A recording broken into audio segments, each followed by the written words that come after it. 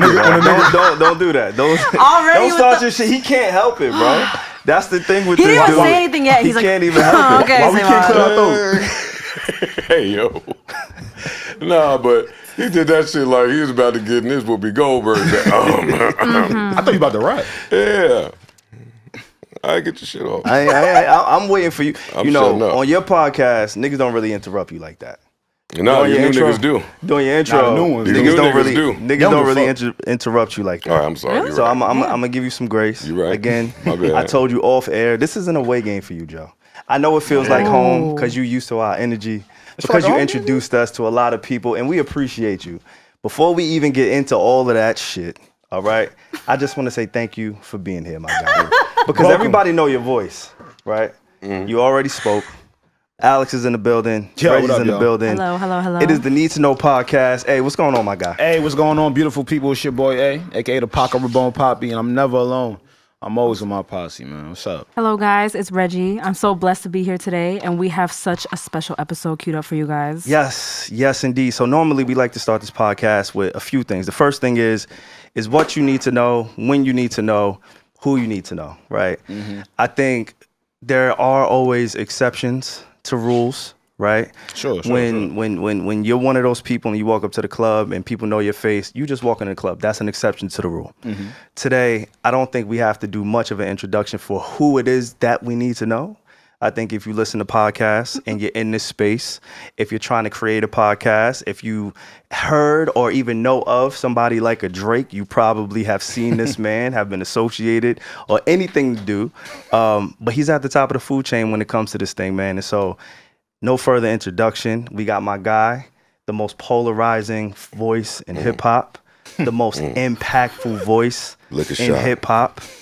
We got my guy. Wait. Please, everybody, hold your applause. I wrote you a little poem. Is it okay if I read it to you? I love poems. I'm kidding. Okay, it's not a poem, but I want poems. to let everybody know. I'm sure everybody knows who you are already, but I wrote something for you. So right here beside me, I have Jersey's finest, guys. He began rapping in the early 2000s and captivated the entire scene by being one of the best raw lyricists in the game.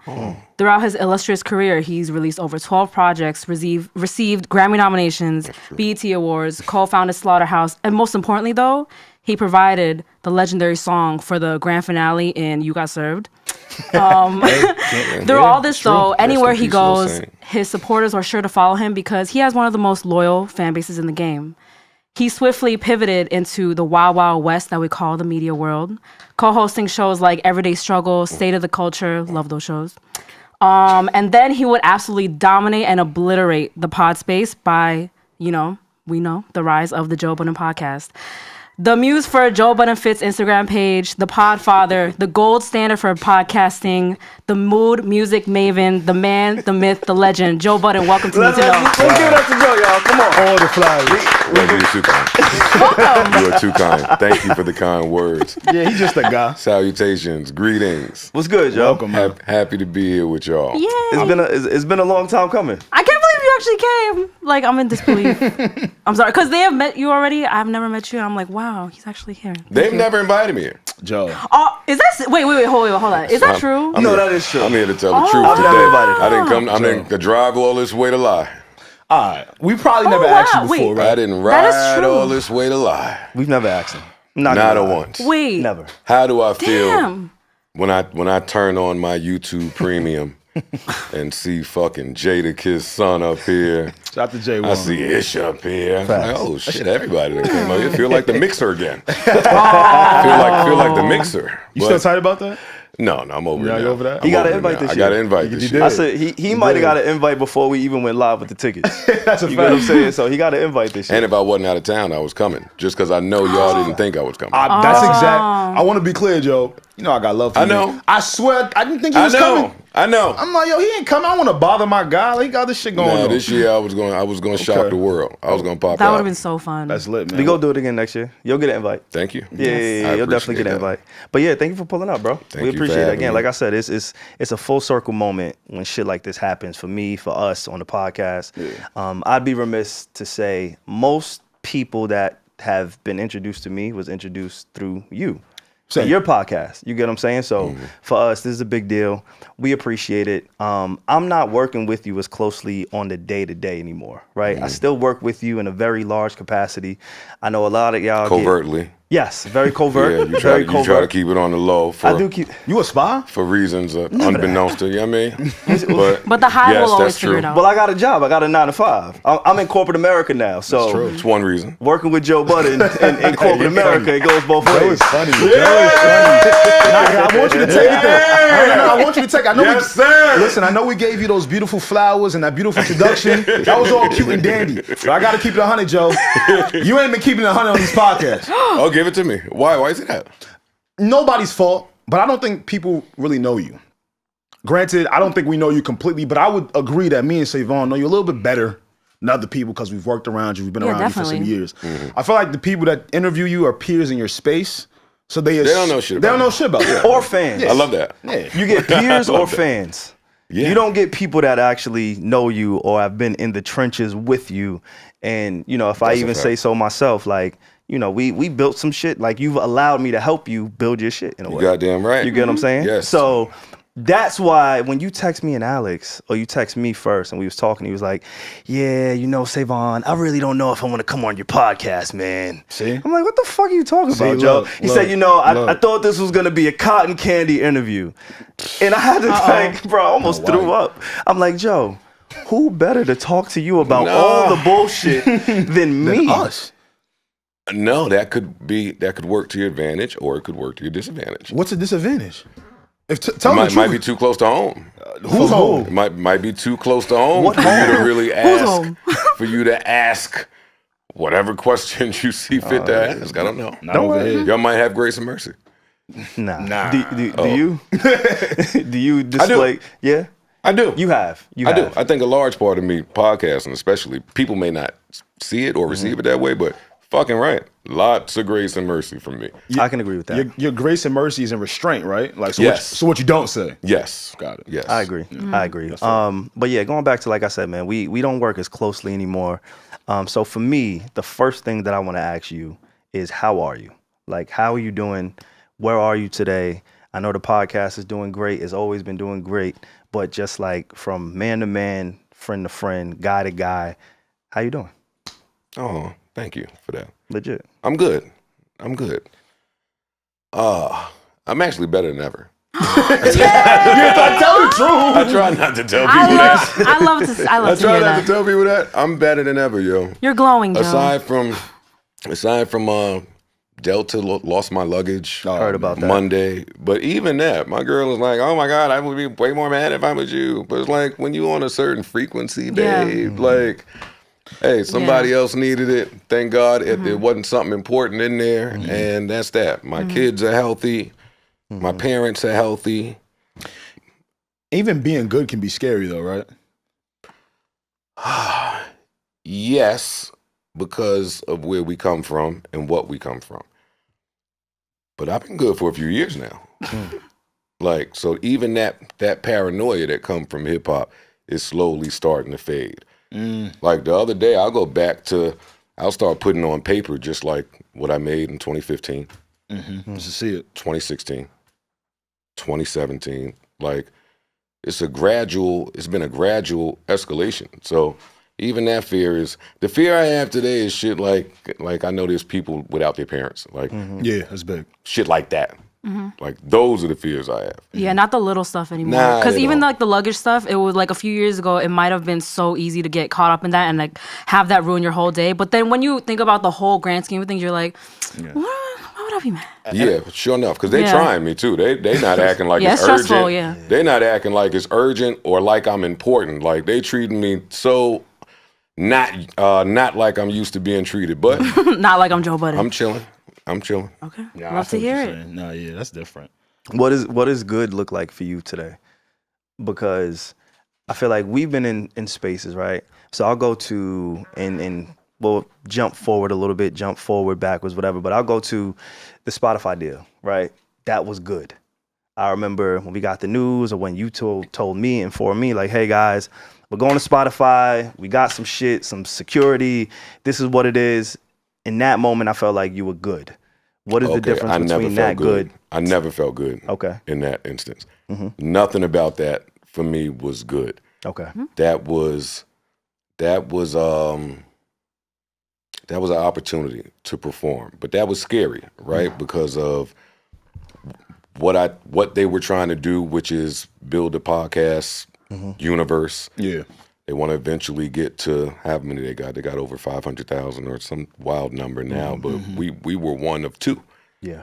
So that pressure, being the middleman for a lot of things, that messages that needed to be relayed, having somebody to answer to, I never deal well in that capacity. So I mean, that was just new pressure.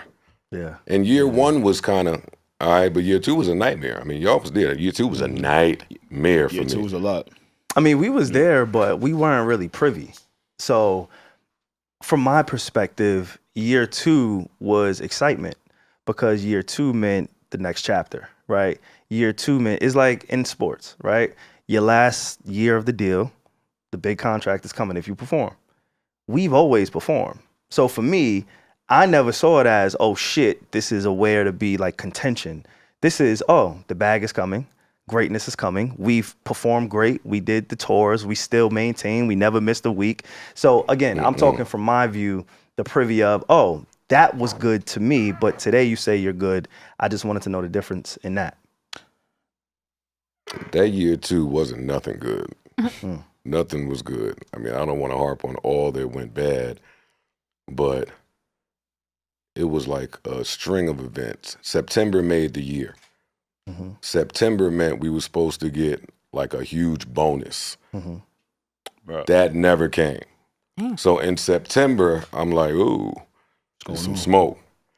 Then they said they got hacked. It was some bullshit. Yeah. What?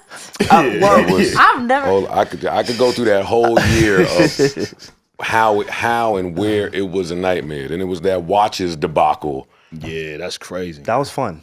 Used Rolexes is crazy. I was excited to get a Rolex. I'm not gonna lie. Me too. I remember where I was when I got the call about a Rolex. Wait, you guys were about to get Rolexes? Yeah, they sent us a link and said pick out a Rolex and hey. So Spotify, they wanted to. We were doing great. They wanted to give us. They wanted to give me some money, like for Christmas. I think the holiday was, and I wanted to give it to the fans. Okay. And they were like, no. We're not giving you money to give to the fans.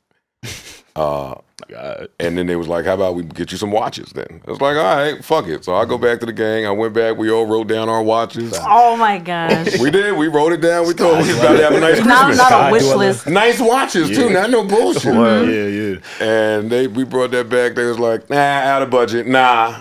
What is going on? And they was like, how about we get you some used watches? And I was like, yo, nigga, I didn't ask for a watch. Yeah, like. So it was just a bunch of little instances like that during year two that was like, this ain't going the way I think it's going. Yeah.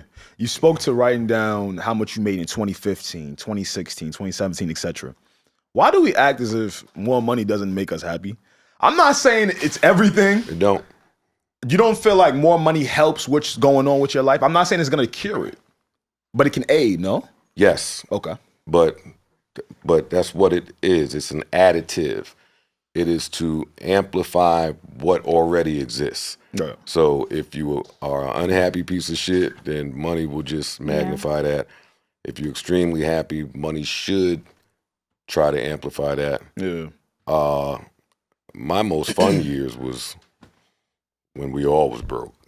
Everybody says my that best shit. sex. I know, but once you get to the other side, it's like, oh shit, they was right. Yeah, my best sex was when we all was broke. Some of my better friendships, we all was broke. Like now, you're just able to help the people that you love, like my son and my parents or my girl, or have a nice Christmas for myself. Like all of that shit is cool. Like the conditions, the conditions around you change, but. Not really. Yeah. You spoke about money. I know contracts has been a theme on your podcast. We could talk about contracts from the beginning till now. Contracts, Joe Budden has been synonymous. For whatever reason, in podcasting, in hip-hop, whether it be from your record deals, whether it be from Spotify, whether it be from co-host, you and contracts seem to be a continuous theme. I think the latest theme of that has been you and Flip. And that kind of brings me to the current iteration of the podcast. I didn't have the luxury of meeting Flip. I got to meet Melyssa, but before this phase, so the way that I like to see a podcast is in phases, right? There's phase 1, there's phase 2, there's phase 3, there's phase 4. It's almost like Marvel, right? You know how there's different phases in this shit. Your podcast, to me, the way that I break it up is in phases. So phase 1, we got the very first, we got the Rosenbergs, Marissa's, we got the Rory, right? That's phase 1. Phase 2, that's when Mal comes on. That's when Parks comes on. And I think I came on around the latter part of phase 2. Then we get phase 3. We go back to Spotify. I think phase 3 is where things just took off. It was the Spotify exclusive deal. It was the Impact. It was the Pusha T's, the Nicki Minaj. Phase 3, I think that's what put you in a different sphere, a different light. Masterclass. Total clinic. Oh, for sure. Total clinic. Phase 3. So you feel that way about phase 3? Yeah, that was a total clinic. I did that. They didn't even know when to talk around it. They didn't know what to do. He's like, yeah. No, that was a clinic. But I'm glad you feel that way because I feel that way too. No, that was some unbelievable It shit. was some unprecedented shit that was happening when, there was so now I know there's a thing on your podcast, and out of respect for you, we can do bleeps. We got our guy in the back who can mark things, and we can do bleeps. But I'm here to talk openly. I'm here to talk freely. But with that period of time, the Rory, Mal, phase 3 with the tours, not just tours, sold out tours. Literally every fucking city, everywhere we went, popping. The shit was sold out. Shit was lit. Felt like 2 episodes a week. Come on. That was unheard of at the time. While traveling, it was while travel. You get what I'm saying? Come on. Who was fucking with it? It was. So I'm glad that you feel the same way that I felt. I've always felt that way, and I always had a little bit of guilt towards feeling that way because obviously y'all went y'all separate ways. But that's what. But it's not just. But it's not just we went our separate ways. Like you can't even pod like that no more. It's like the timing too. It's whatever we had going on, which was epic, and podcasting was new and fresh and kind of underground and low budget, and everybody's just going about building their audience. So what a perfect marriage between like the perfect where storm. the universe, yeah, exactly. Like a once in a lifetime where everything lined up like that. It was a perfect storm to me. It was a perfect storm to me. So that's phase 3, and then we get phase 4 is directly after that. Where I think phase 4 was you, Ice, and Ish, and obviously Parks. Shout out to Parks. But I think that was the transition phase to kind of get you to where you are today. A lot of them counted me out. Yeah. That phase 4. Yeah. Another clinic, boy. Oh man, because it's like controlled chaos, dog. Like a lot of people don't do well in chaos. Real shit. A lot of people choke. Yeah. It gets. And give up. Yeah, and give up. It's too hard. So to see you do it with multiple crews, people are so confused, like wanting to see you lose. Because it's like, how was he doing this? Yeah, they wrote me out the game. I remember it. I remember it so vividly. But yeah, phase 4. And now I like to say we're in phase 5. Will we add Flip? Will we add Melyssa? Where we're doing live shows on the YouTube page, where the network is starting to be pushed more as a brand. So the iteration of phase 5, I guess I would like to start in present day, and then maybe we could work our way back.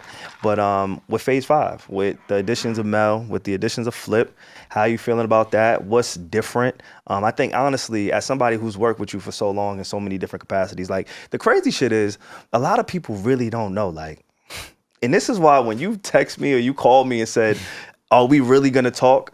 Like, nigga, I've been in your home. Like, boy. Like, do you know, like, I've watched your kid.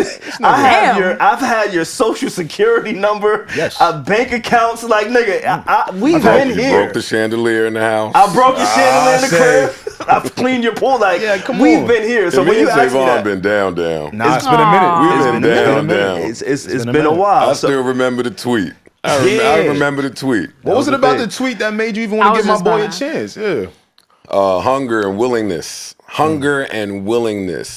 Like you could feel when somebody is just like ready for an opportunity. Yeah. like is ready for something better than where they are, and may even be more skilled than where they are, but don't have nobody to tell that to. Like that tweet at that time, that was the morning, right? Facts. You remember the time. Yeah. It jumped off. It was hundreds of tweets. That tweet, I was gonna say, tweet jumped off the screen.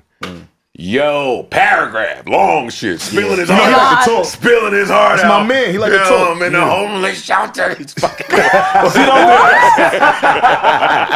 What nigga said, please help me. Okay, I was like, dang. Whatever he said. Like, do that in the email. Oh, shit. This nigga means it. Damn. We gotta call him. He said some wild shit. He said some shit like, I live 100 miles away, but I'll still make it. He was doing some real Forrest Gump shit. No. He said I live like 5 minutes away, but he really lived like 2 hours away. But I was lying. I lied on my resume to get the job. Yeah. I didn't live 5 minutes away. I used to live in the area, but I lived about maybe 25 miles away.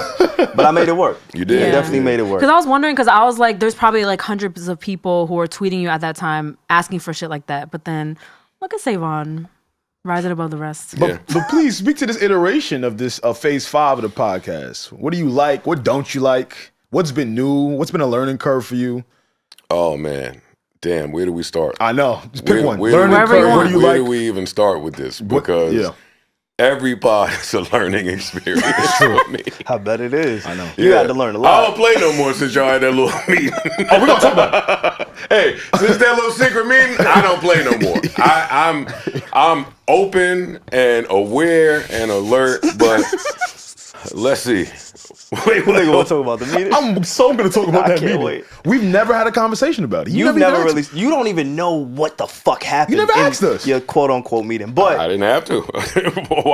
Why did I? And I'm not that type of nigga. Y'all had a secret meeting. You're right. Clearly, y'all waited until I left. It wasn't a secret meeting. We'll get there. It was a secret meeting. Joe, it wasn't a secret meeting. You know we have to wait for you to leave before because we're production. Dog. Right? Production always leaves left. Talk for real. Where we at? Phase 5 or the meeting? All right, phase 5 then the meeting. Go phase 5. Because I need to hear about this meeting. Oh, then we might as well get to the meeting. Okay, sorry guys. Okay. How is it not a secret meeting? Because we're production. Production always leaves after talent. When did this happen, first of all? After recording. Like what year, I mean? Like, 2020. Like years ago? This happened years ago. This is the beginning of the end. Okay.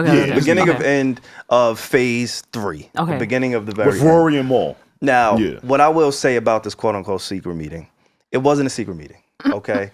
It was a Friday night in Queens, and Joe wanted to leave. Joe left early. You happened to just leave. But listen. Cap in your raps. How was that cap? Oh, cap it. How was that cap? Nah, get it off. I'm not going to interrupt you. Go ahead. Joe left early, or was the work done? The work was done, and so Joe that's left. Very different from Joe left early. The work was done, and Joe was the first to leave. Oh. We're at Parks' house, so Parks is not going to go anywhere. Joe also left with Corey and Rosa Costa. Yes. Yeah. So on a Friday night. Exactly. On a Friday. Things so to do. You were and out Rosa the door Costa first. is in the car.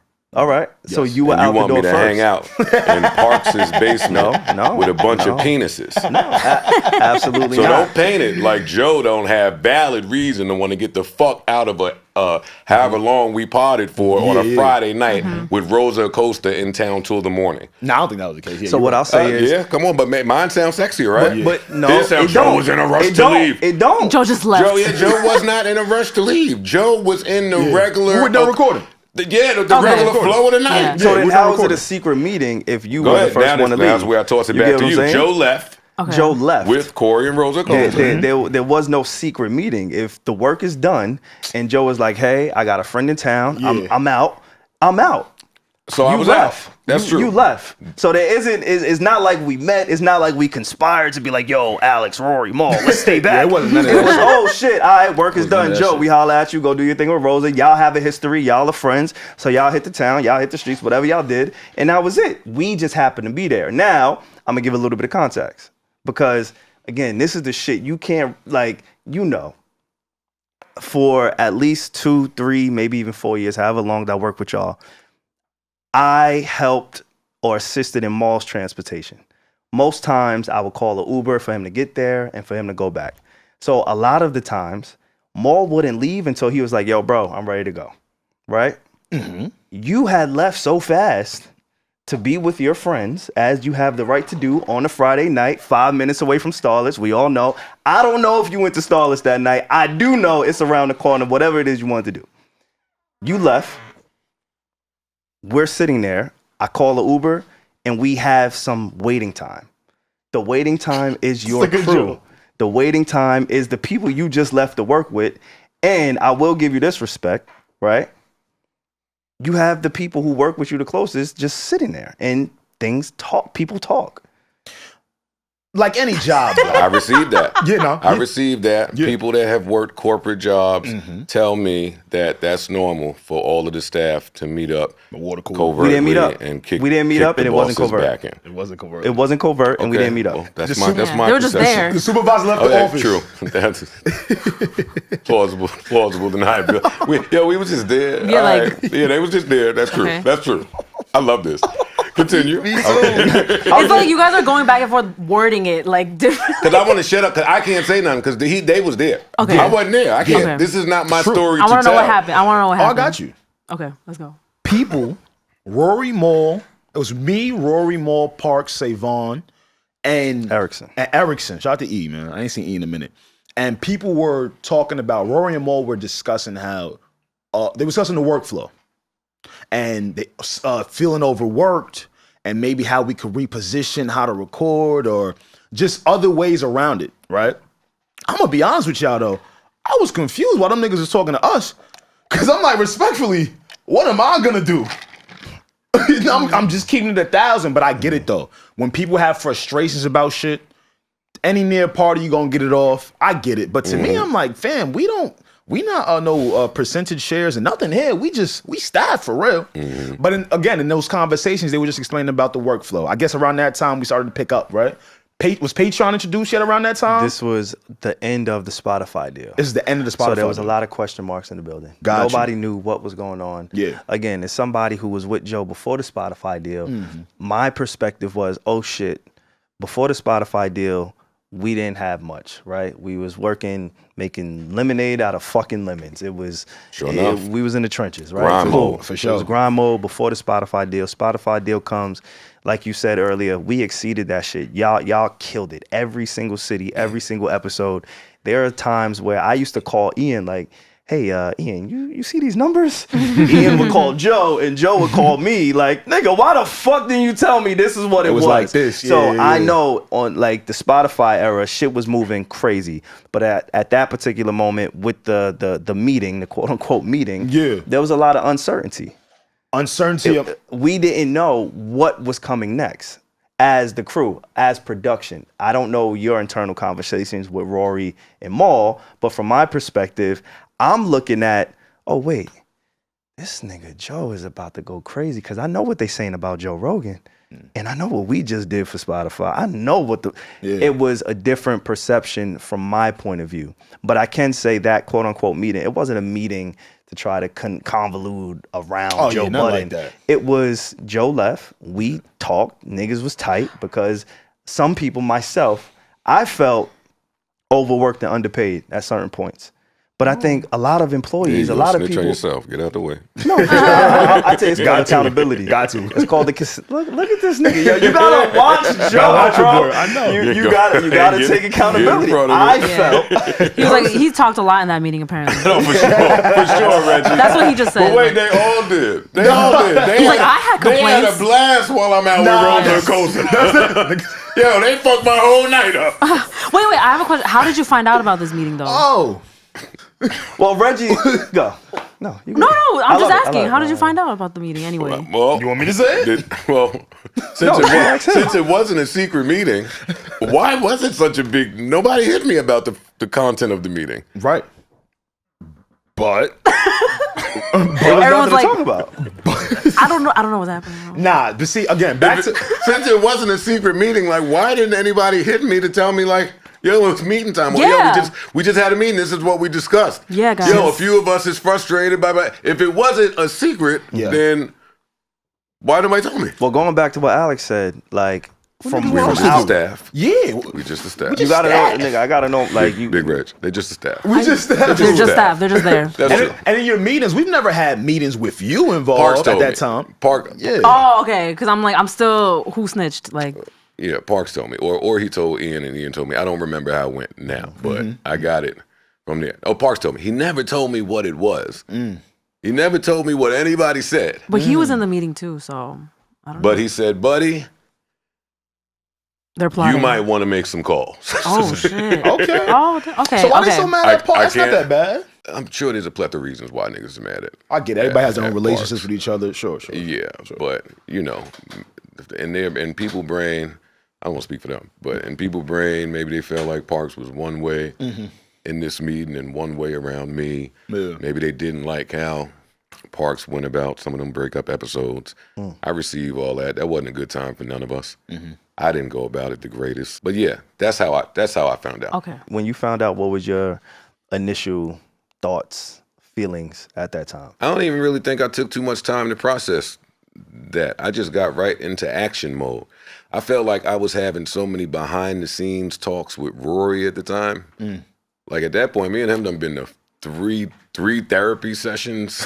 Yeah. We done fucking like I felt like I put in a lot of time into at least making sure that he understood whatever was on my brain. So by the time that meeting happened, I kind of felt like it was fuckery from him in that moment. Because I feel like he was the person that should have had some of the answers to some of the questions that were raised at this meeting. Because I done met up with him a million fucking times. Gotcha. We done been to hookah spots. We done been to OnView. We done ran over here. Like me and him tried to save this thing. We did.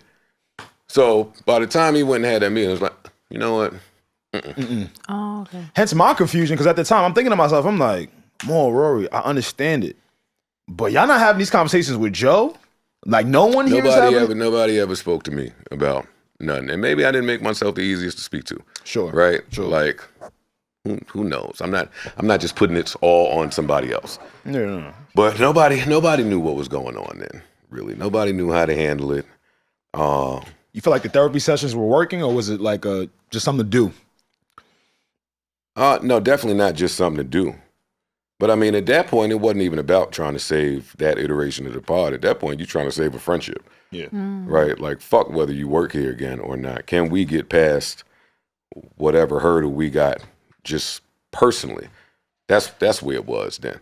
Was it a collective, let's save the friendship, or was it individual? Meaning, was it, all right, I'm going to therapy with Rory, so I'm focused on that friendship. Maybe I'm neglecting the Mal one.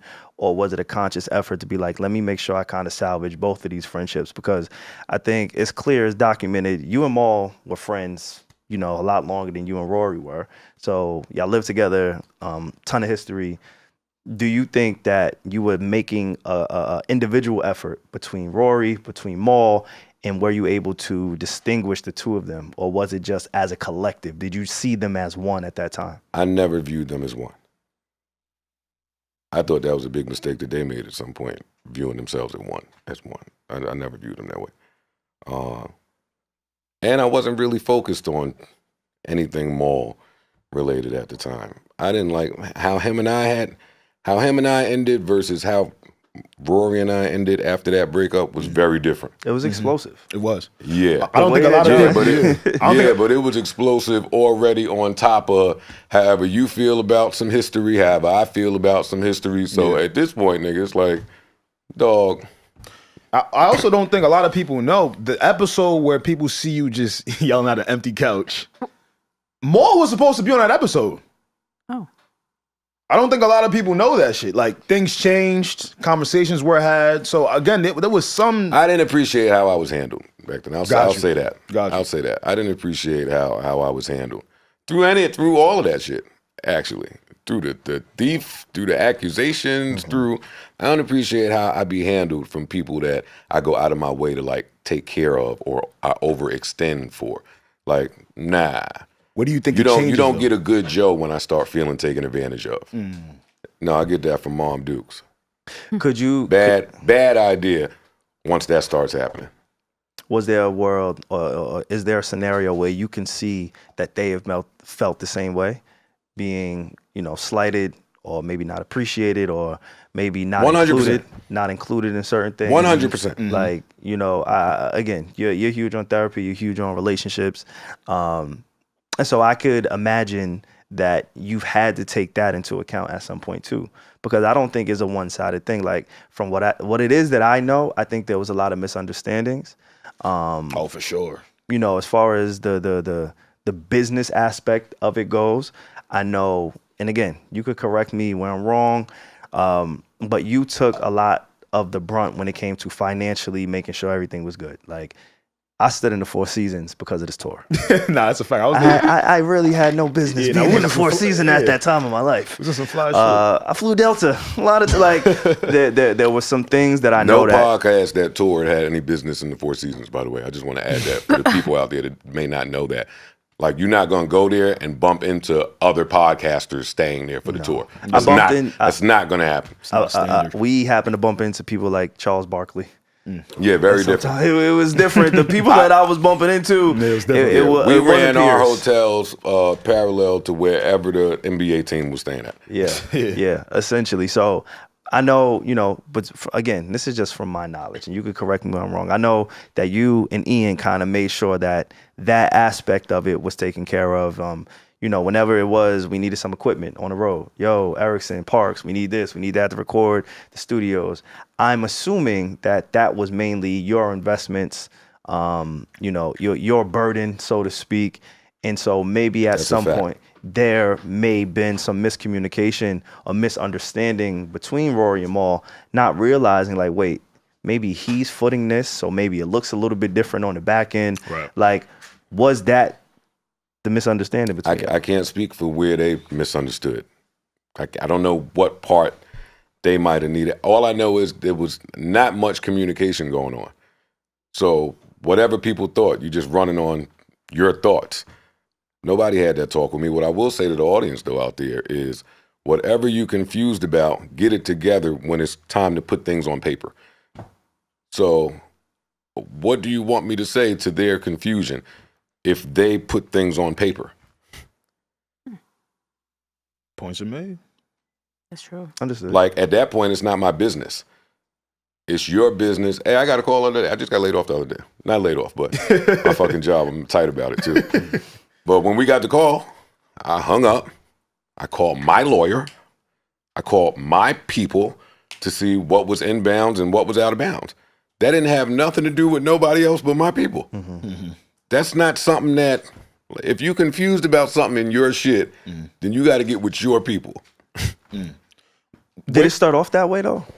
Did you start off the podcast with that type of energy of, hey, we're coming together, I got my people, you got your people, and let's make sure this is how we go about this thing?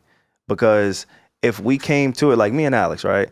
Alex and I, we started this podcast at an Applebee's 7 years ago. Yo, real rap. I call Alex up. He 2 for 20 me. Little cheap ass. Little nigga. I call Alex up. I'm like, yo, bro, this is what I'm thinking about doing. You know, this is the opportunity. I actually spoke to you before I even launched the podcast. I said, it was in Parks' kitchen. Yo, Joe, I did a podcast before I started working with you. I want to relaunch it. Obviously, me working with you, I know the attention that's going to garner. I would like your blessing to relaunch this podcast. You remember what you said? No. You said, as long as it doesn't interfere with the work, go crazy. That sounds like Joe. Sounds like me. That's what you told me, right? We end our conversation. I call Alex. I'm like, yo, nigga, it's lit. I promise you, I'm the one when it comes to not interfering, compartmentalizing. Yeah. Let's make this shit happen. We breaking into college rooms just to record and shit. Yeah. Good times. Good times. The trenches, dark times. Yeah, but he and I, we had a conversation at Applebee's. The only thing I asked of him was, look, whatever it is that I can do, if you can match me, we will make this shit work. So any expense that happened, we busted down 50-50. Facts. Anytime we needed anything, we busted down 50-50. Even when we brought on other co-hosts on the podcast, Alex and I always had the understanding, nigga, it's still me and you 50-50. I don't care if it's 18 niggas on this podcast. We gonna bust it you down. and I are gonna bust this thing down and make this shit work 50-50. We didn't come together with any lawyers. Obviously, now we have accountants and we got lawyers and those things. but we didn't come into it that way. So when I hear about you, Rory and Mal, and you saying, oh, we got to get our people, or you get your people, if it wasn't introduced that way, now or why all of a sudden does it become that, or how does it become that without any communication, if that was the case? Because you do this for however many years for free, pro bono. So often if 3 niggas get in the studio, you're not going, when you're trying to create, you're not going to start talking about the splits in the studio. That's not going to happen. But once a deal comes along, once Def Jam comes, that's when you get talking. We got to have a conversation now. And that's what happened with us. Like, once the Spotify deal came, now it was time to have some conversations. Now it's time for you to go get your lawyer. Now it's time for you to go get your lawyer. Did they not? I don't want to speak for what they did and didn't do. That's on them. But what we had different, though, was from jump, we agreed how payments, how things were going to be split in terms of what we had to pay for and what was going to be paid by. I think when you bring somebody like Mal that comes in a little later, you and Rory were more centric to start, but it can get skewed when it's like, all right, cool. We all know we're bringing in attention here, but we didn't start originally with a plan or an agenda with how it's going to be. Did y'all have those conversations after the fact? Was it something that just stayed quiet until Spotify came along? Yeah, I don't think those conversations ever were had until there were rumblings of a deal. See the difference? That's when they came. That's the difference. We knew what we were going to split off rip, so it was no confusion. Like, we knew what it was. You know what I'm saying? We know who had to show up for what. And with that being said, to piggyback off of what Alex is saying, I'm curious to know your thoughts, because it's the Joe Budden Podcast at the end of the day, right? You are the leader. Despite the equity that people may have felt like they had or should have had, whatever, I don't know that. I don't really give a fuck about that. At the end of the day, we all know this is Joe's shit. So you being that person, as not only is it yours, but people are tuning in because your name is attached to it, right? You are the draw. This is the Joe Budden Podcast. Even before it was the Joe Budden Podcast, it was the Joe Budden Podcast, right? So do you feel, in hindsight, that as the leader, maybe you should have said, hey guys, this is what's happening. Y'all should probably go talk to your team. You should go do whatever it is that you got to do. This is what I'm thinking about doing, but I think y'all should go figure y'all shit out, and then we could come to some type of agreement. No. Okay.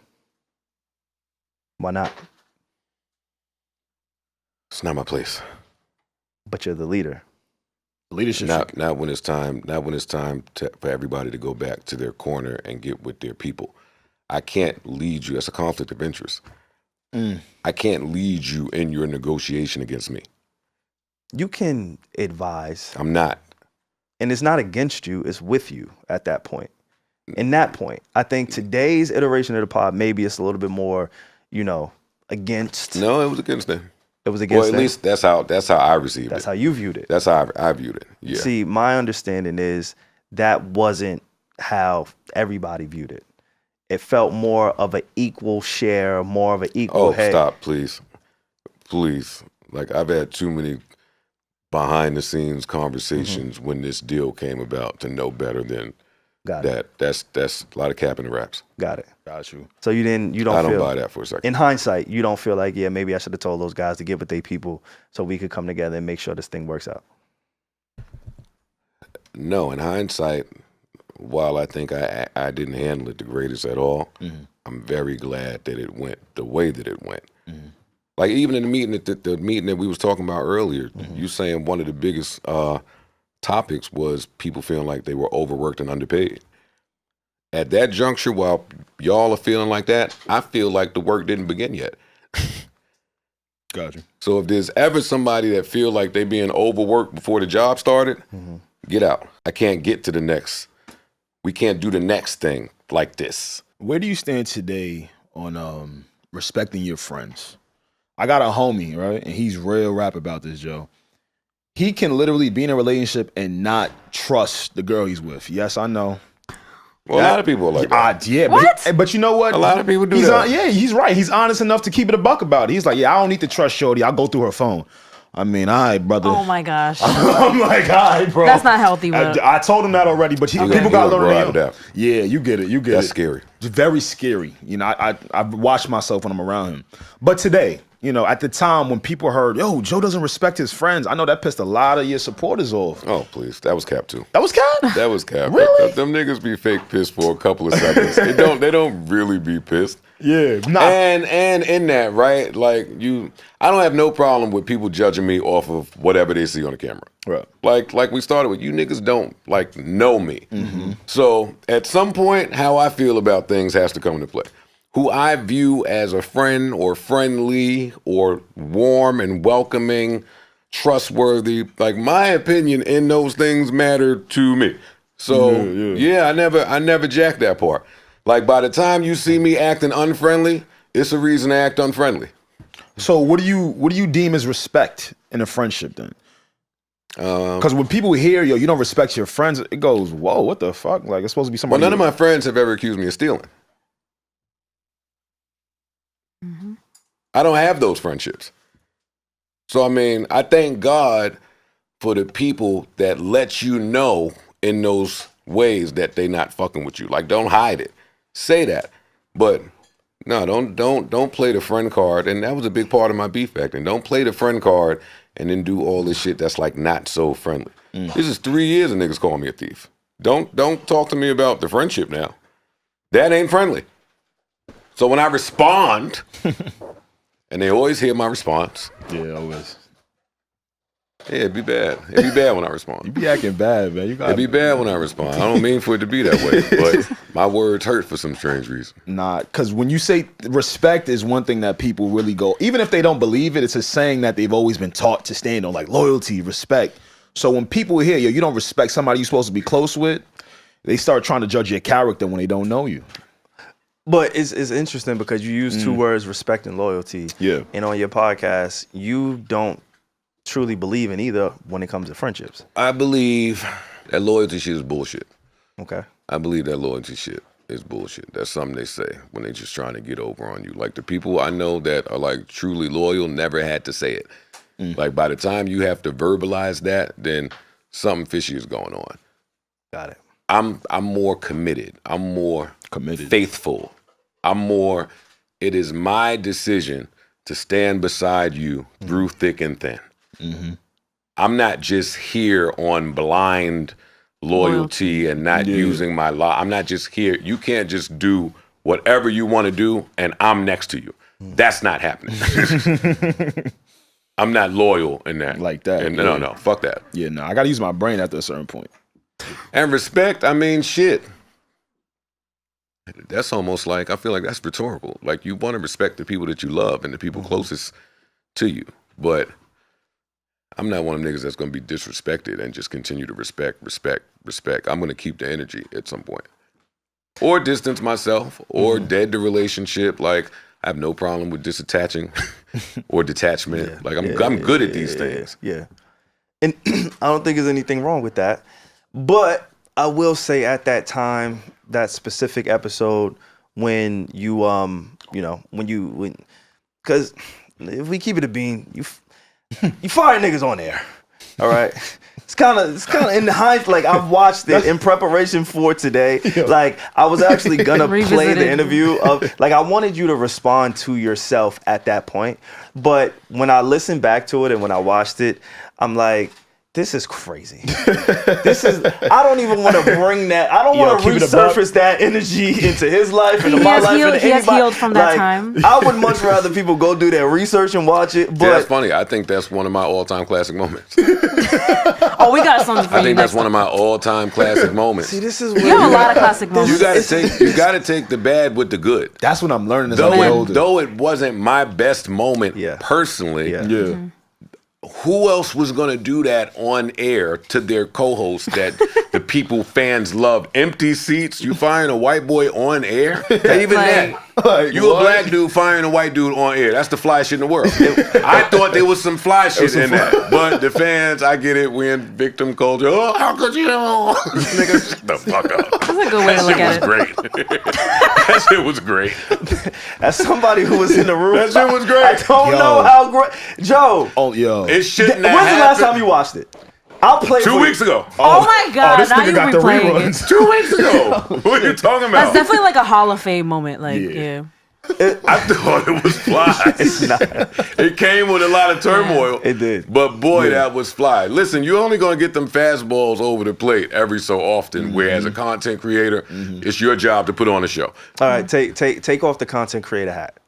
Take that hat off. Take that perspective off as a friend. Because I wish we'd have never got there as friends. You did as say. As friends, I wish that never had to lead there. And, I mean, technically, it really was no reason for it to lead there. I don't even think niggas had a real beef about nothing. Them beefs wasn't about nothing. At that time? Still. Niggas went on to do everything that I said to do. What are you talking about? It can't be a beef. I keep going through that with people. Where they will fight me tooth and nail. And then spend the next 7 years saying, fuck Joe Budden, but doing everything that I said to do in that fight. Has someone ever told you like a good idea before, but then you tight as them that's telling you? Personally, I've been there. I ain't gonna lie. Like my man tell me like, yo, now you should grab those. And then I'm like, fuck out of here. I grab it. I'm like, damn, I do like these kicks, man. But something internally with my ego was telling me like, nah, gang, like I gotta make the decision. I gotta be something like that, right? Like, and maybe this is why they call me a gaslighter, right? Like, I don't think that it was really nothing to be beefing about. You can't do that. He trying to go for need to know. Because it's true. We know. You said this is why they call me a gaslighter. Yeah, so you're not a gaslighter. No, I'm not a gaslighter. You said you couldn't even say without laughing. Did you just gaslight He just gaslighted himself. I'm not cool with all of these new age terms. Can I ask y'all something? Yes, let's do it. How do you light it without gas? Oh my God. I'm asking you a question. I'm mad that I don't know how to answer that. I'm not with all of these new age, these young 20-year-olds making shit the fuck up, and I gotta stick to it. How do you light something without gas? A match. A match. I was about to say, a match. Got matches. There you go. The boy, yo, you're good. I don't think we was really fighting about nothing, right? Like, again, and I ain't speaking for them. Yeah. But if you truly understood what Joe was trying to do, then you couldn't have had a beef with me. Like, if you really knew what I was trying to do, you couldn't have a beef with me. I understood that the road to greatness was greater than myself. Mm-hmm. I understood that the way that the companies and agencies and the numbers people were looking at us was, hey, no one of y'all will be enough to get money. Mm-hmm. There will need to be a bunch of y'all. Insert network. They used to try to put shit in my contract to make me just sign up to deliver 10 new TBD shows, and we don't know what it is. We'll create it later, but put it in the contract. Sign on, yeah. No, I'm not doing that. Whatever I create, we're going to know the value of, and then we can talk about it. But, yeah, so I'm like, all right, we'll talk to you. Mm-hmm. We'll talk to them. We'll talk to them. Let's get like a super crew. Mm-hmm. It's the same thing that Larry Jackson is doing right now on a much bigger scale with Gamma. He done went and got Rick Ross, he going crazy. Sexy Red. He's gonna hand pick. Yeah. He's gonna hand pick about 7. I'm sure Ye and Ty Dolla $ign might end up over there. He's gonna hand pick the biggest 8 and then go crazy. Mm-hmm. That's all we needed to do in podcasting. But everybody was too worried about the shit that black people be worried about. Pocket watching.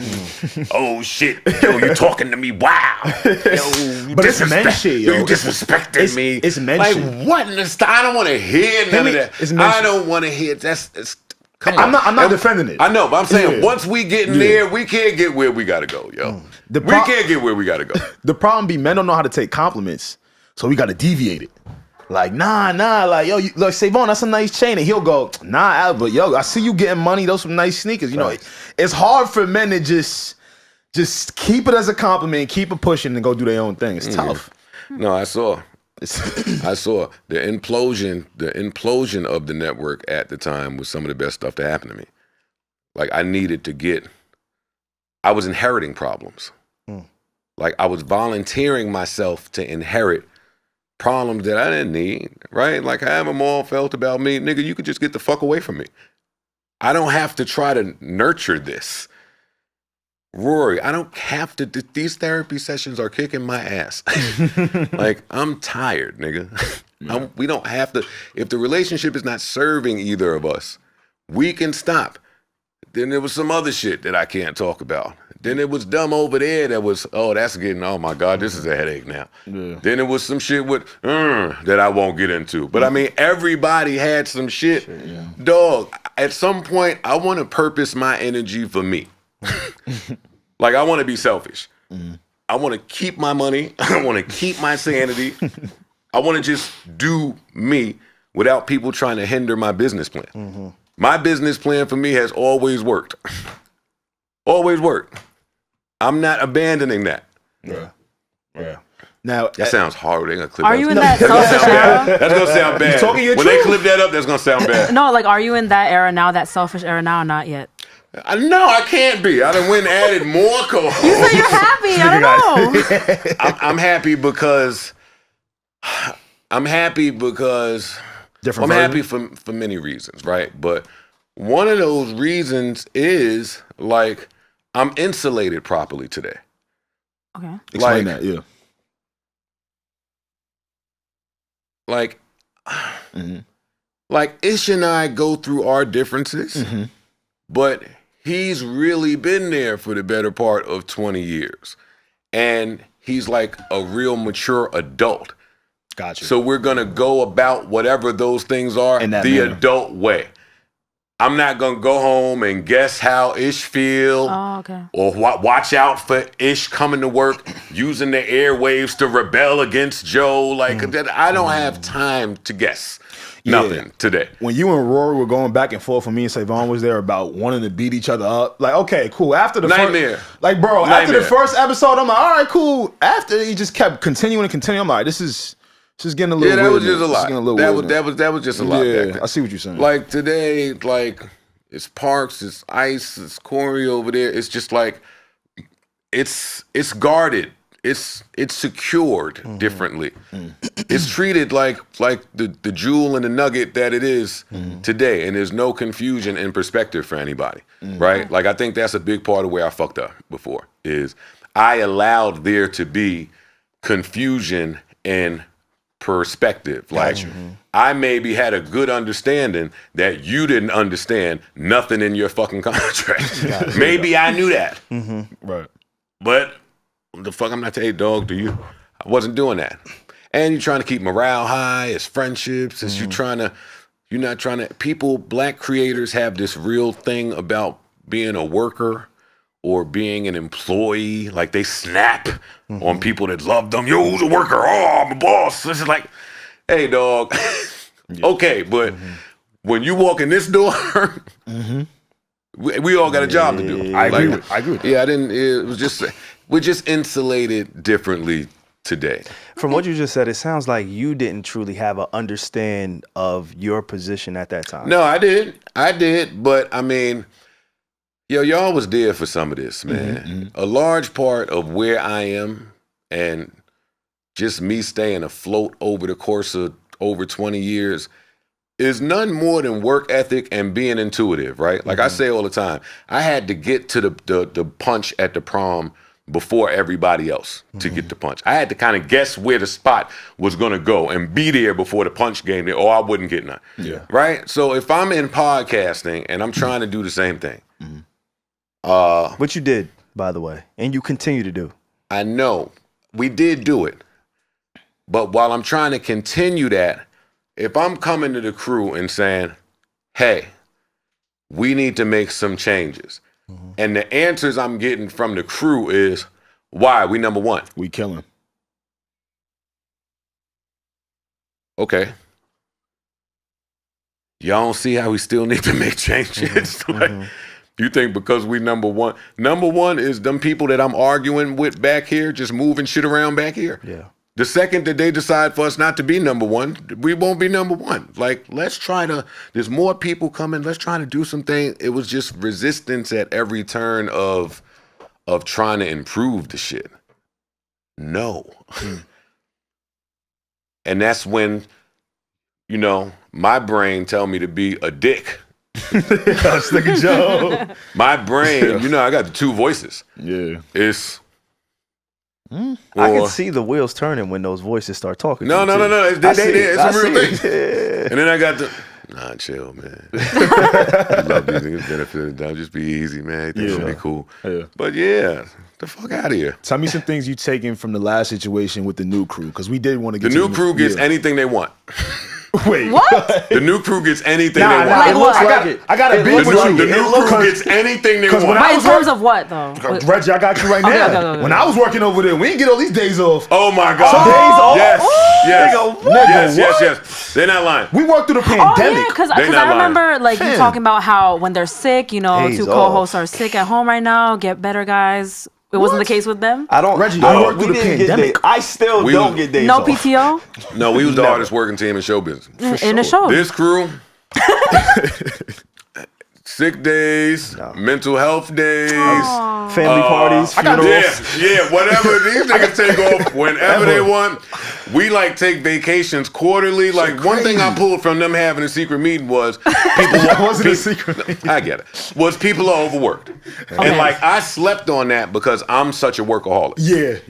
I did. Yeah. Like that part, maybe there was some validity there. Mm-hmm.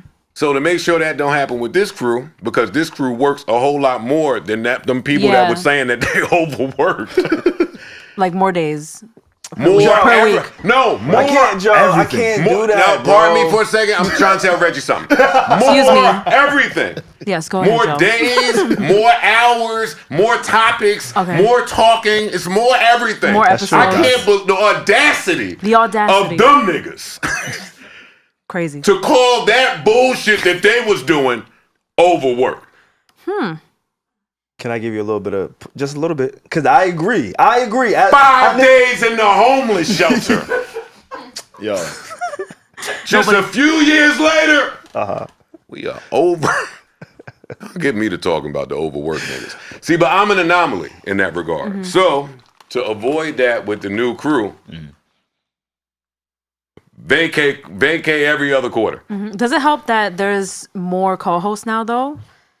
Because if in the old, like chapter 3 we were talking about, if somebody called out, that's way different than now if somebody calls out. You have 3 other hosts. Yeah, but... Or not really. When one host is missing, like, it's not everybody there. Like, I can tell somebody's missing. Okay.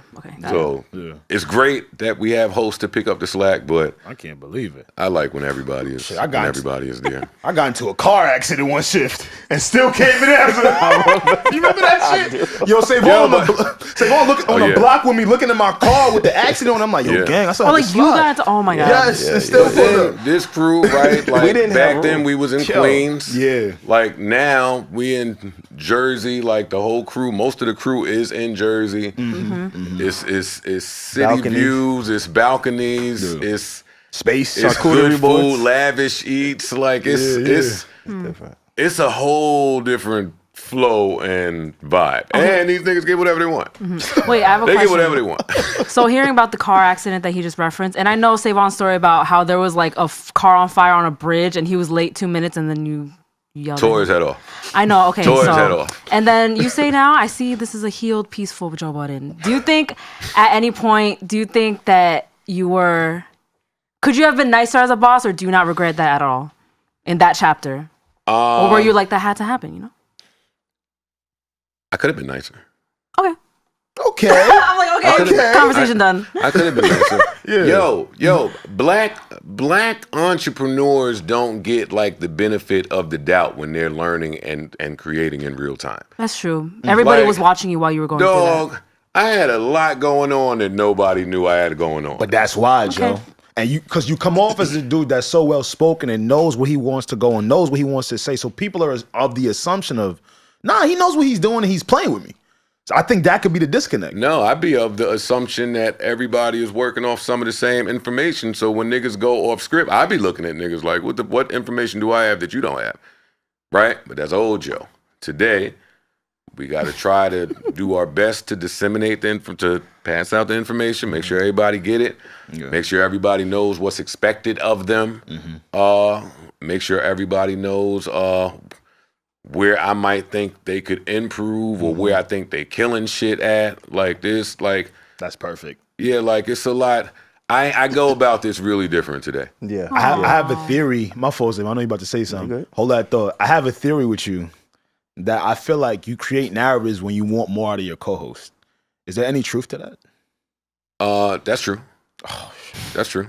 But I mean, I like creating narratives too. It's fun. Yeah, I just think that a dope pod should be able to start a lie and it's entertainment. Yeah, if it's done right. Yeah. I love that little episode of Martin where Martin was fucking with Pam for the episode. Oh yeah, like, that was a calm little. That wasn't real. Yeah. Fun to watch for an episode. Even at the expense of somebody's personal life. Huh? Oh, no. That's what I'm asking. No. I gotta ask. Yeah, that was cute. I gotta ask. That was cute. Because I've been on the other side of some of them narratives. I've seen some of the other co-hosts be on the other side of some of them narratives. And there is a time where, as before Flip, there was no COE. Flip introduced COE to me, at least, right? Mm-hmm. I didn't always understand, oh, wait, Joe Budden is COE. You've always been that. Always. It just didn't really have a term. So these narratives have been COE at the expense, at certain times, whether you knew it or not, whether you did it on purpose or not, at the expense of some of the people that's on your show. Yes or no? See. Okay. What do you want me to say to that? I can't say that I've ever started a narrative knowing that it was affecting somebody's personal life. I can't say that. Okay. I think that if you come to me and tell me that you Mr. Alpha Macho Machismo in your house, then I expect you to be able to deal with some of the things that come from working in a content space in your house. Got it. Even here, like SaVon is creating narratives on me, but see, when I get into that. I mean, you my guy, I don't give a fuck. What narrative? I was literally gonna tell you why I don't give a fuck. Okay. When I hop in podcast mode, when we get on this mic, bro, See? It's of my job to combat whatever narrative you finna tell me. Mm-hmm. You feel me? And I'm big on that. This is entertainment. The moment we get up in this room, okay, that's his version of this. All right, let me create my version of this. And you realize, like, I've combated too, right? Like, that's true. Shit, like, Alex kind of got me on that shit. Let me chill on that shit. And it makes for great content. I agree with that. You know, some of the times we do take a lot of this personally, but I get it because, you know, people that we love is watching us and worried about how we sound and how we look. I get it. Yeah. And if you got a problem with me starting narratives about you, then start something about me. That's what I'm saying. It's like a real easy fix. Shit, like I'm not forcing nobody to do nothing. Easy clown to you, man. They started a whole Joe Budden Fist page for you. I can't do this with Joe. What happened? Because Joe will say some shit like that. Joe, you are fucking uber talented, super story man, ultra lyricist. Not anybody can just say a narrative, paint a picture, and run that with Joe. It doesn't work both ways. But that's not his problem. It's like if a nigga is shooting a bunch of, it is your problem because you got to understand your greatness and your ability. So if Steph Curry is like, yo, fucking Kuminga, go shoot 18 threes a game. He's going to look at him like, nigga, what the fuck you want me to do with that? I'm not you. So you can't tell somebody who's not experienced, who's not a COE man, who hasn't grown up in media, you have literally grown up in the business. So you understand it from a different point of view. Podcasting is extremely new, let alone the people that you've brought on your platform, they're extremely new. So for you to be like, oh, just make a narrative, it don't work that way. So I can't allow you to be like, oh yeah, just make a narrative about me. Like it's not the same. And that's why I took a nap before coming here. I got to listen real close to you niggas that went to college. All right. Syracuse University. I got to listen close. Okay, I receive all of that you just said. You can't steal second base and keep your foot on first. You can't say to me that. You can't say to me, hey, some people may have a problem with some of the narratives you start, and then in the very next breath say, you've also sat with some people that were inexperienced and didn't know how to start a narrative or do any of that. Okay, well, great. I think those are one of Joe's greatest attributes is the fact that every time you see me sit down, it's typically next to somebody that don't have all the experience in the world. I'm not typically sitting next to another A Mike or another really, really experienced. That's not who I'm sitting next to. I'm typically sitting next to somebody who there's some level of teaching going on, even if it's in real time. So if I'm telling you that it is okay to start a narrative, if I'm telling you that, dog, when these cameras cut on, It's all entertainment to me. You can say whatever you want to me, and I'm fine. And you don't take advantage of that, then that's you not doing the job. It's like, how else would you learn? You can't want me to lead in one instance and then have a problem with how I lead. I'm with him on this one. I can't lie to you. I'm with him because I'm very big on. I'm always gonna speak for me. Like no other person is gonna have the last word on Alex. Like they can have a version or some shit. That's cool. As soon as I pop back up and need what I need to say, things should be cleared up. Yeah, things should be balanced. It's funny you even say that because that golden era of the pod that you speak about, I feel it only is like that because I allowed for everyone to joke on me. That pod is not even that pod if I take the stance of, yo, dog, enough of these narratives. Nah, niggas used to laugh real hard on this. There ain't no pod. There is no pod. If I come in there and say some of that. But nobody views it that way. That's a fair assumption. To kind of wrap up that era of the pod, that iteration, phase 3, as I like to call it, do you see any space where there's reconciliation, right? Where y'all maybe come together, maybe behind the scenes. I'm sure on camera it would be tough to do something like that. But is there a world where you can see yourself, connecting with Rory, connecting with Mal, and kind of just, talking things out, putting water under the bridge and saying, hey, what we did was great. What we did was amazing. Y'all landed in a place where I feel that is great. I landed in a place that I feel that is great. We built something where y'all are connected forever, right? Like, obviously, we've had a ton of people on the podcast. We're fortunate enough to have a relationship with all of you guys. So at some point, we did have a conversation like, yo, hey, I would love for Joe to come on the podcast. Yo, hey, maybe Rory and Mal might want to come on the podcast, right? Like, I can't fathom a conversation with y'all without at least addressing it, right? Y'all are tied forever in this space. Is there a way for y'all to ever come together and mend some of the bridges? And I want you to answer that not as them as a collective, but individually. Individually, I don't really have a beef with Rory. There it is. Well, hold up, Regi, because I normally don't have a beef with the people that have beefs with me. Just that gaslighting thing we were talking about. Like, what's his problem? Like, oh shit, that nigga mad at me. Exactly. What's your issue, dude? I'm fine. I'm great. This nigga right here. How long has it been? Oh, stop, that's horrible. Yeah, I don't have a beef with Rory, really. I don't. I really, really don't. Like, I don't think about, like, reconciliation or any of that shit because, like, everybody's just locked into whatever they're doing. But I don't have an issue with him. So, who knows? Okay. Who knows? I think I don't have a problem with it was before you go, Ed, it was a two-part question. Yep. It was addressed for Rory and it was addressed for Mal. You addressed Rory. I would like to hear your thoughts on Mal. Totally different than Rory. Like bad. That one is bad. And what for ways? reasons I can't say, but I wish I could say it. Just say it. Safe space. I can't because I want to be nice. Okay. I want to be nice. But right, Regi, he changing. That one is a little different. That one would take a different route. That one would take a different route. That's what I'll say. I think some people would say that in the inception of their new podcast without you, that you were kind of maybe trying to throw some rifts between the two of them. Again, people heard you were still conversing with Rory. A lot of was like, yo, how maybe a Mal feel about Joe still having conversations with his current co-host? See, but that stuff don't have nothing to do with me. Like, that's stuff that I don't really know about. I could speak to whenever Rory and I were out.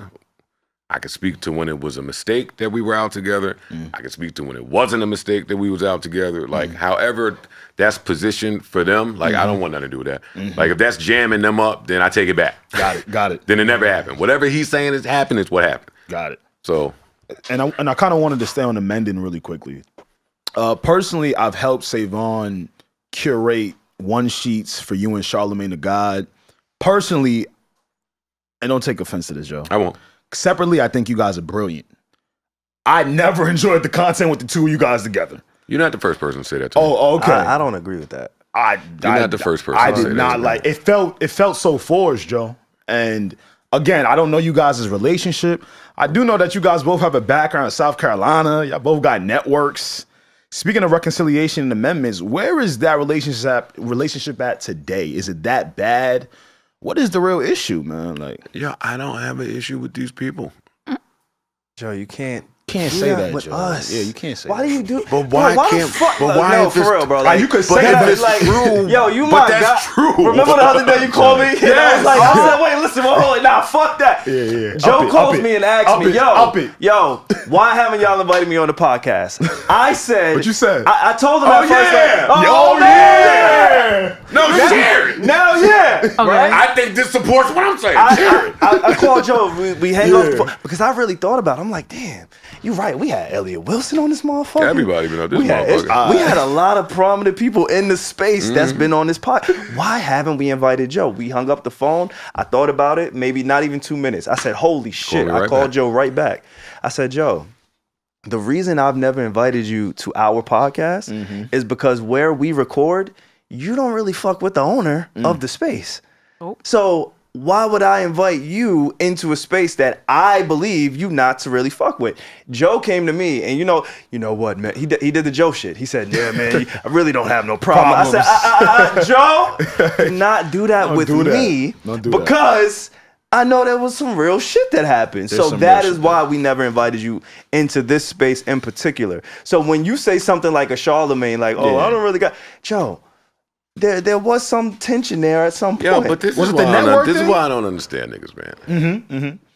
In life, you have to deal with life on life's terms as it comes, right? Okay. So, yeah, me and such could have had an issue 4 years ago about whatever you thought or whatever I thought. Did it really alter anything? Like, did it alter anything in your life? Did it alter anything in mine? Did somebody die? Did somebody lose money? Is somebody blackballed? Like, this shit don't be about nothing in this space. So, yes, whenever all that shit was going on, I felt like Charlamagne moved in a way that, I didn't like it. I didn't like it. What shit was going on, Joe? What specific? Some of that smear campaign shit. Okay. Some of that when the negotiation stuff was going on. Just how he was just like, his behavior at the time I didn't fuck with. I wanted to let it be known that I didn't fuck with it. That was the end of that. Once I eliminate said threat, I don't have no more issue. Do you really believe that there was a smear campaign against you? It was you at that 100% a smear campaign. 100%. You believe that? It happened. It's not about it. That's a fact.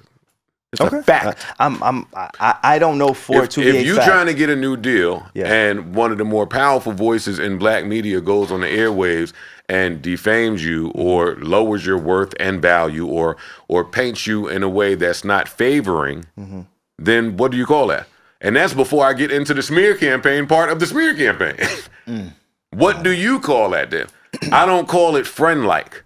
See, like it's a lot of passive-aggressive shit in this industry where the niggas don't fuck with you. But, see, and I got to see it both sides, right? Because I was a struggling mixtape rapper where it didn't behoove anybody to fucking speak nice or be nice to me. Right. So I got to see people's true colors versus when the pod pops off and now people kind of have to be friendly. Yeah. Because it could get bad for you. But I don't play them games. So all of the people that I AKA don't fuck with, it's not that I have an existing problem with them. I saw something in them. I wanted to separate myself and get away from that. I did that. That's it. Like even with Shorty. I have no problem with Shorty. Now that I have insulated myself. Yeah. But when we were a little more day-to-day, maybe it was, when Charlamagne and I were a little more day-to-day, maybe it was, no. Once you fix it, I'm not carrying the beef over. That just leads to resentment and all types of other shit. I'm not going on about my day-to-day thinking that there's a beef with these people. I don't be knowing this beef until a new list pop up. that caused them crazy. They went crazy out there. What was it? Complex hip hop media power players or something like that. Yeah. I never know it's real beef because that's when you kind of hear the subs up. Because I remember Charlamagne at the time was saying he didn't name a name, so I won't put a name on his bullet. I don't know where his gun is at. But he said something to this fact of, I respect people and platforms that help other people, right? Like if your platform isn't helping other people, it's not nothing, it's not much. Do you think that was directed to you at all? Charlamagne was shooting at me every other month, and he just did it in a way that hopefully nobody else would notice, but I noticed. Mm. I noticed. The reason you noticed, y'all had a history. Y'all kind of been doing this with each other for a long time. Yes. Like you would call him the Professor X to your Magneto, or you were Magneto, vice versa, whatever it is. And anybody who's not in the Marvel comics, whatever the case may be, like that was a frenemy type of relationship, right? Friends, enemy is one of those things where you got to keep your enemies close, but you play friend. So that's always how you've painted it from a public standpoint. Okay. Right? Mm-hmm. You, Charlamagne, and I don't think anybody can deny saying like y'all are the two biggest voices in hip hop. Polarizing. Not just polarizing, impactful. Like the audience. However you want to put 1 and 2, I'ma let that go. Right? The audience. Why you make that face? Who else would be in y'all class when it comes to hip hop media voices? Try to get me to start nothing. No, there's a lot of folk. You made a face. I don't know. You don't know? I don't know. Public perception would be it's Joe Budden. It's in the list. Fuck public. The list says it's Joe Budden and then it's Charlamagne. So clearly, the list didn't say that. What did the list say? The list says Joe Budden Akademiks. Charlamagne 3. I didn't read to 3. Okay. Yo, this nigga's crazy. That nigga saw his name like it was right there. Like why would I? He said, He stopped scrolling. Like why would I read to 3? He said, me and my man here, right? Yeah, I'm out. I saw me and 1. I was like, all right. And I was like, oh shit, close the. Oh my god! I closed the laptop, nigga. That makes no sense though, because it went from 30 to 1, so you have to scroll past 3. No. When it went out to the public, that's how it was. Oh, okay. Got it. Yeah. Okay. When it got to my phone, it was. Me. Joe Budden at the top. Okay. And Ack. Okay. And then look, that's all I need to know. Being in that conversation too. Whoever else was there, hey, that's dope. Salute to Ack for being in that conversation as well. That's fucked up. Hey, they should leave me alone.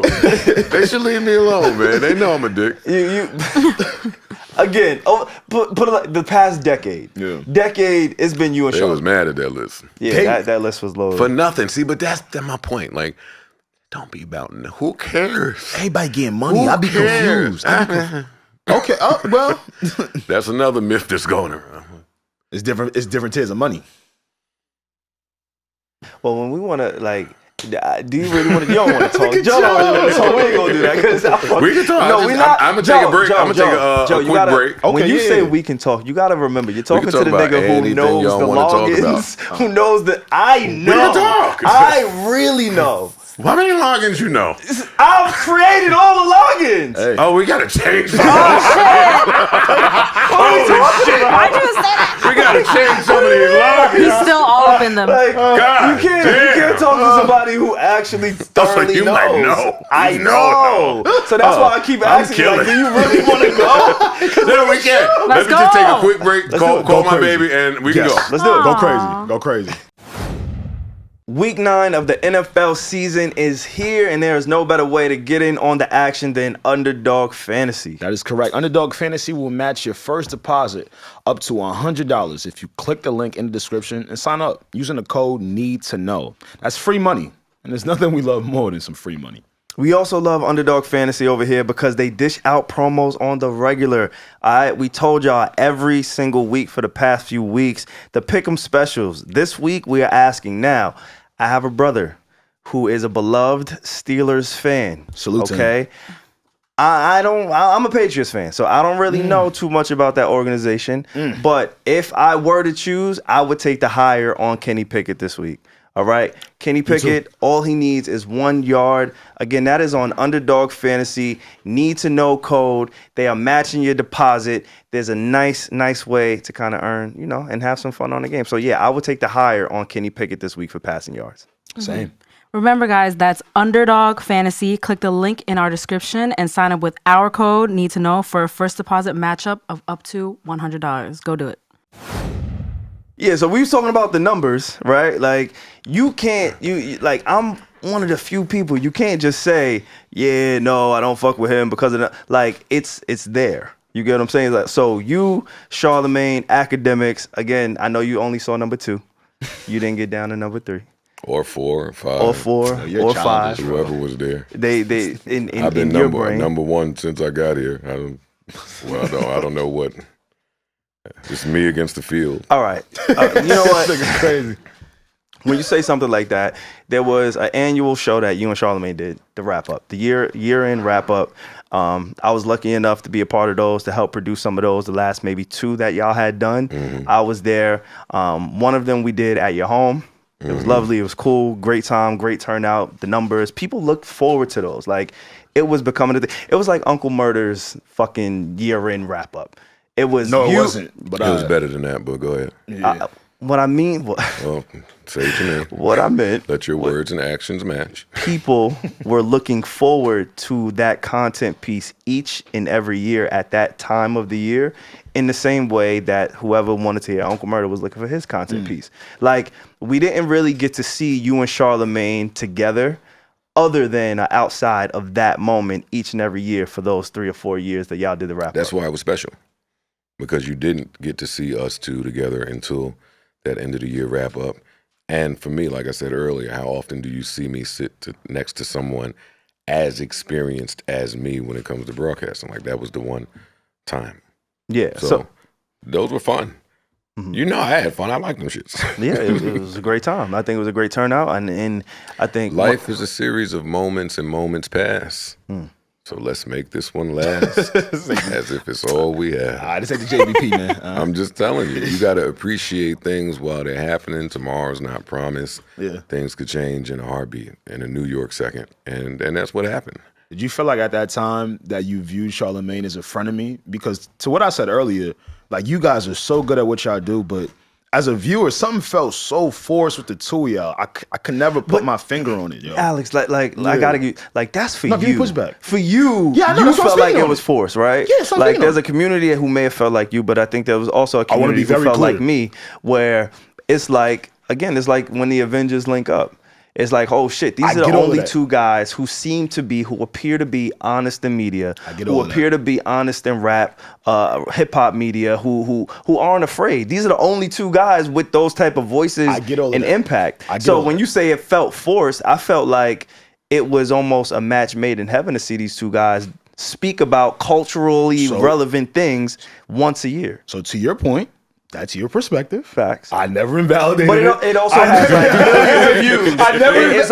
It's not just my perspective. It's also the people who watch it each and every year. I never said it wasn't. I want to be clear. Okay. Look what you did. You said I can only speak from my perspective, correct? Okay. So from my perspective, I wanted to ask Joe if he felt like he was getting frenemy vibes, because, bro, I know you're right. Mad people love that shit. Like how you said people were anticipating it. They got to see their favorites in the media space link up. But me, that see-through shit, SaVon, that's why I'm never going to compare me to what other people do. I never do that. You know that about me.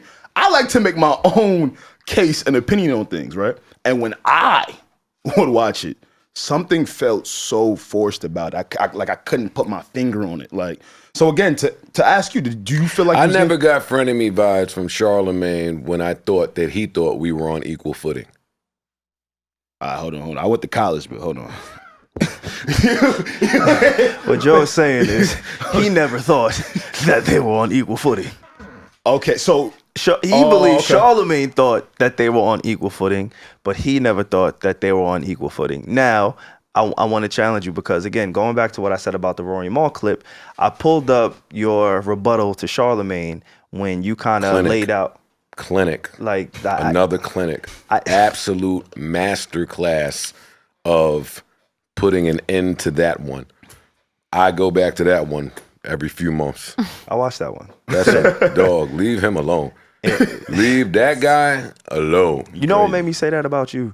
Your recent rebuttal to Tax Stone. That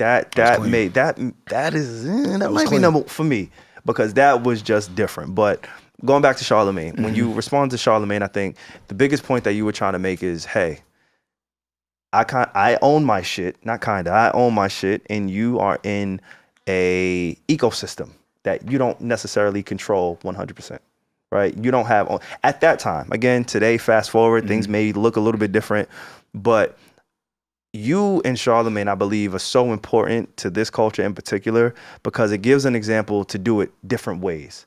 Right, like you can reach the heights that both of you have reached, despite like I'm not here to like measure y'all niggas' dicks, bro. I'm not. I don't give a fuck. That's what I came for. Fuck. Like, damn. Everybody go home. I don't got my roof. Let me put my dick up. I don't got my tape. Yeah, put that right back. I don't got the Durexes. All right, I left the door, but no, like Durex is crazy.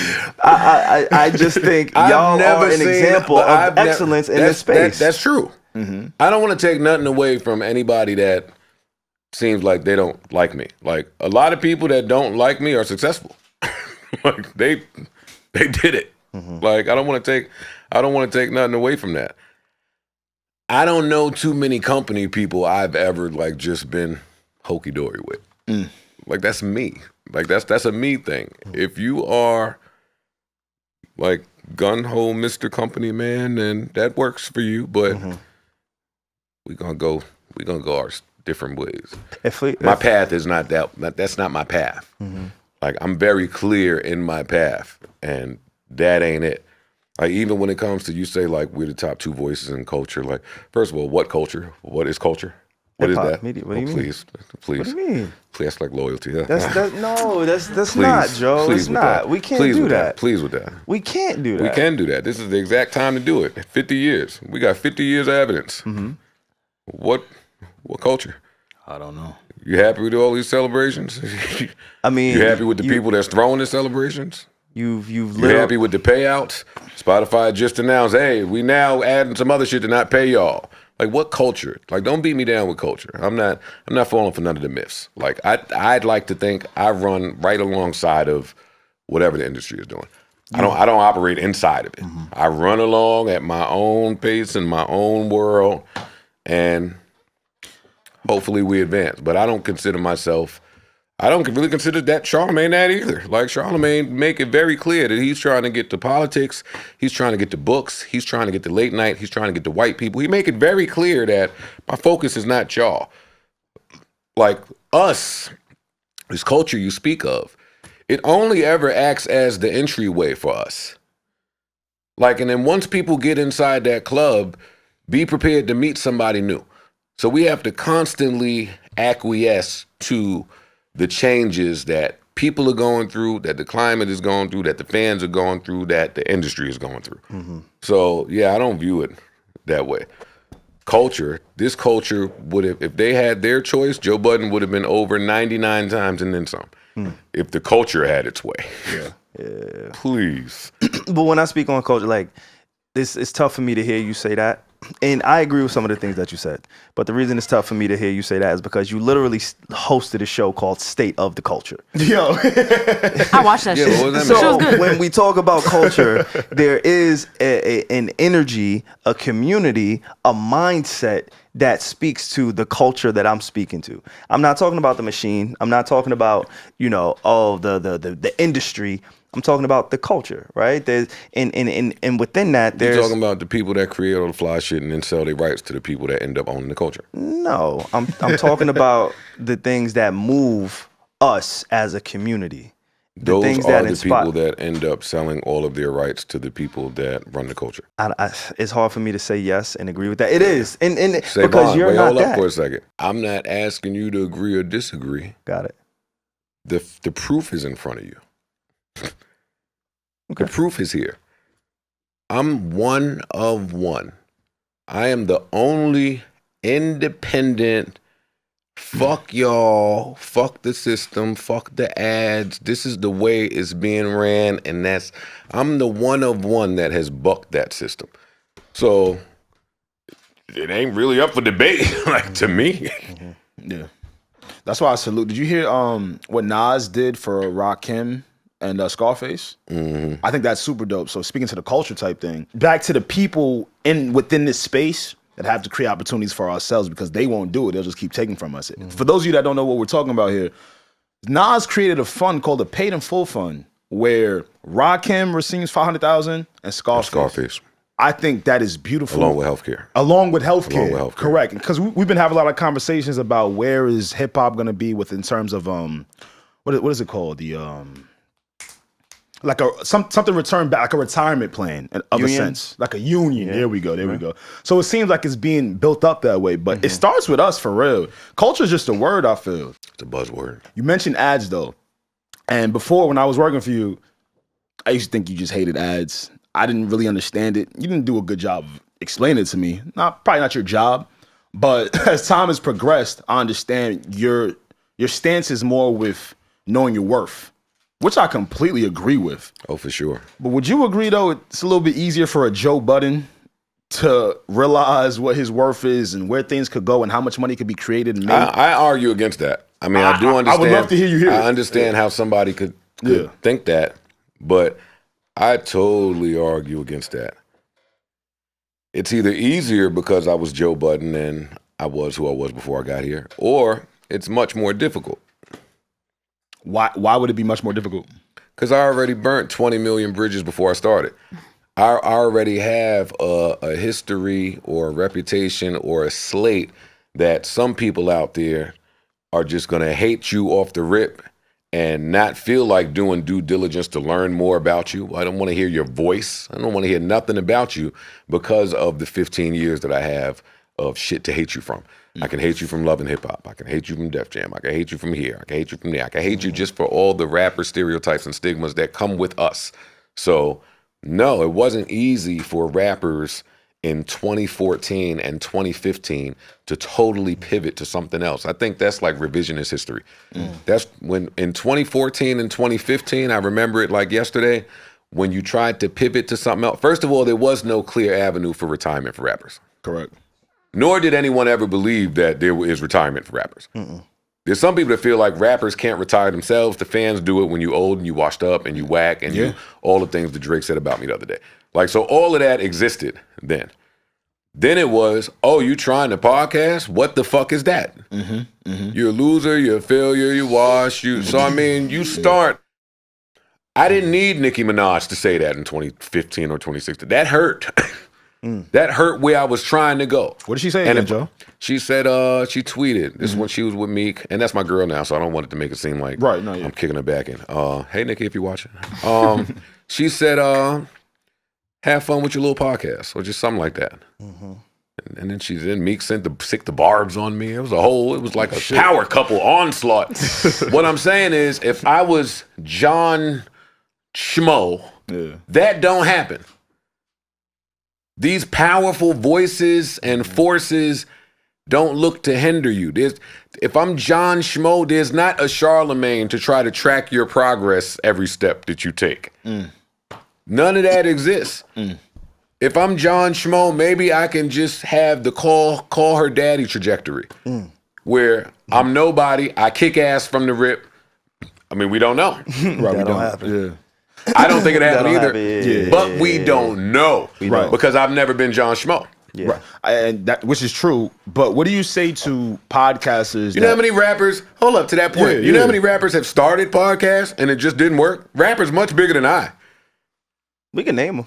I don't have to. But rappers much bigger than I have started podcasts, bumped their fucking head, and went on about their business. Realize it's not as easy as it looks. It ain't just, oh, you a rapper, you got some audience, you turned the little Best Buy mic on and got busy. But the other side of that, hold on, SaVon, the other side would be, granted, we know you've made a lot of money as of recent, right? But to the average consumer, they would assume that you've touched bags for $20,000, you've touched bags for $10K here, you've touched bags for $50K there. So it's easier for you to condense and know what you want to take seriously and how you take your value. Touching a bag and regular flow of income are two different things. And rappers, right, get into touching bags. It wasn't until I stopped rapping that I realized the importance of just a regular flow of income. As a rapper, you get your months where you hit a couple licks, get some walkthroughs, some hosting, some shows, and advance from here and there. You get some months, some tour money, you get some months where it's down and you got to fasten your belt and you got to lay low for a little bit. Like it goes up and down. Only in retirement has it been, oh, I'm making that this month. Oh, I'm making that next month too. Reoccurring. I used to tell my my OG Dill coming up. He was like, man, you don't know shit about nothing. You're a rapper. You ain't never had a real job. You live a rapper life. And I used to tell him, like, you know how much I would kill to have a stable check? You know how much I would just kill to know how much money I was making next month? Like, I don't get that. I had to go bust my ass, plan for the tour 7 months in advance for the album that ain't created yet. That shit is a mess. Yeah. So, yeah, now is the first time where, like, just business is done correctly, and you reap the fruits, you reap the benefits of that.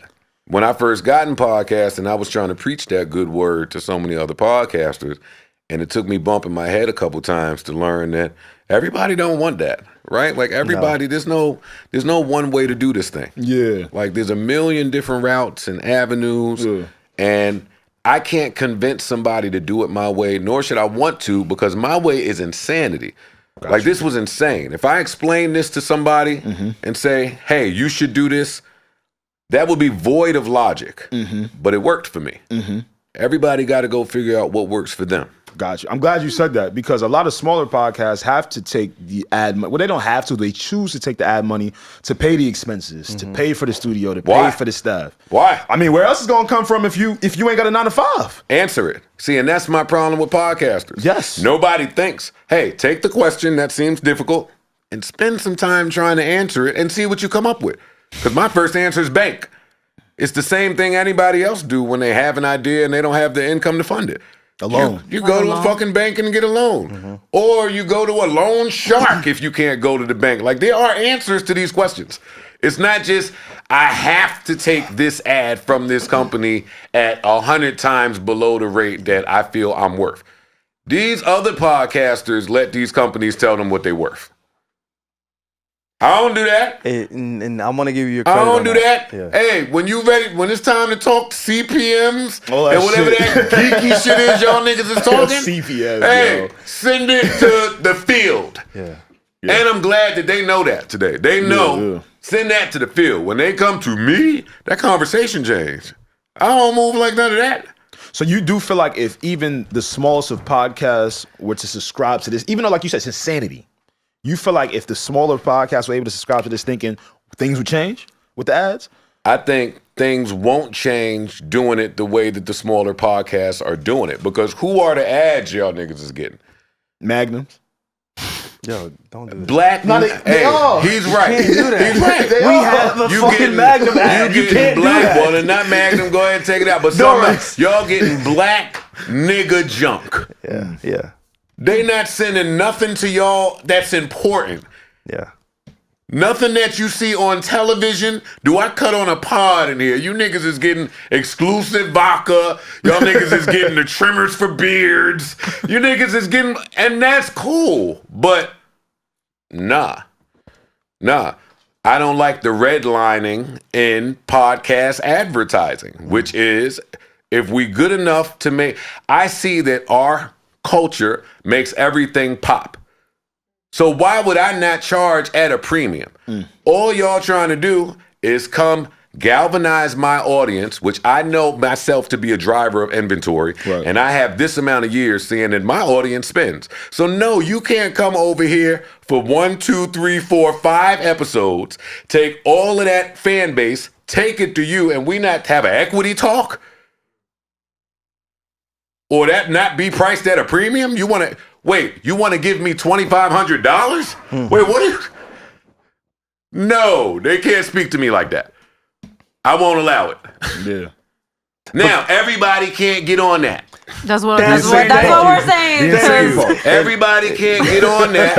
I'm glad everybody can't do that. But where there's a will, there's a way. Okay, the only way is not, hey, I will accept a $700 ad from McDonald's and hopefully play the volume game where if I could get 7 of these, then hey, I have, what's 7 times 7? 49. Woo! 4,900. Yo, we got a McDonald's ad. So chill. bad. I think it's a McDonald's ad about to run like right now.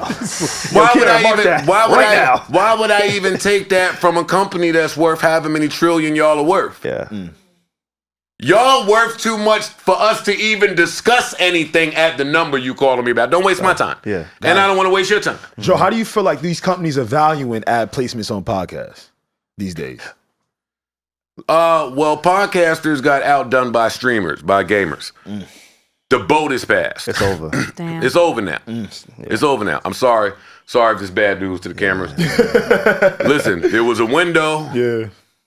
Now there's some other people in. If you haven't figured out how your podcast can be profitable to you right now, it's going to grow difficult with each passing day is what I'm saying. It's true. It is. True. I agree. To kind of piggyback on that point, Spotify, they spent $1 billion, upward of $1 billion over the last few years on investing in podcasts. Obviously, you had a podcast deal, exclusivity deal with Spotify. They had some people, the likes of, obviously, they have a Joe Rogan, Kim Kardashian, Amy Schumer. I found out recently they had an exclusive podcast with Lizzo. These are all A-list people. And then we also had like a Joe Budden. They are now projected to stop. The strategy doesn't seem to be a proven concept. Joe Budden was right.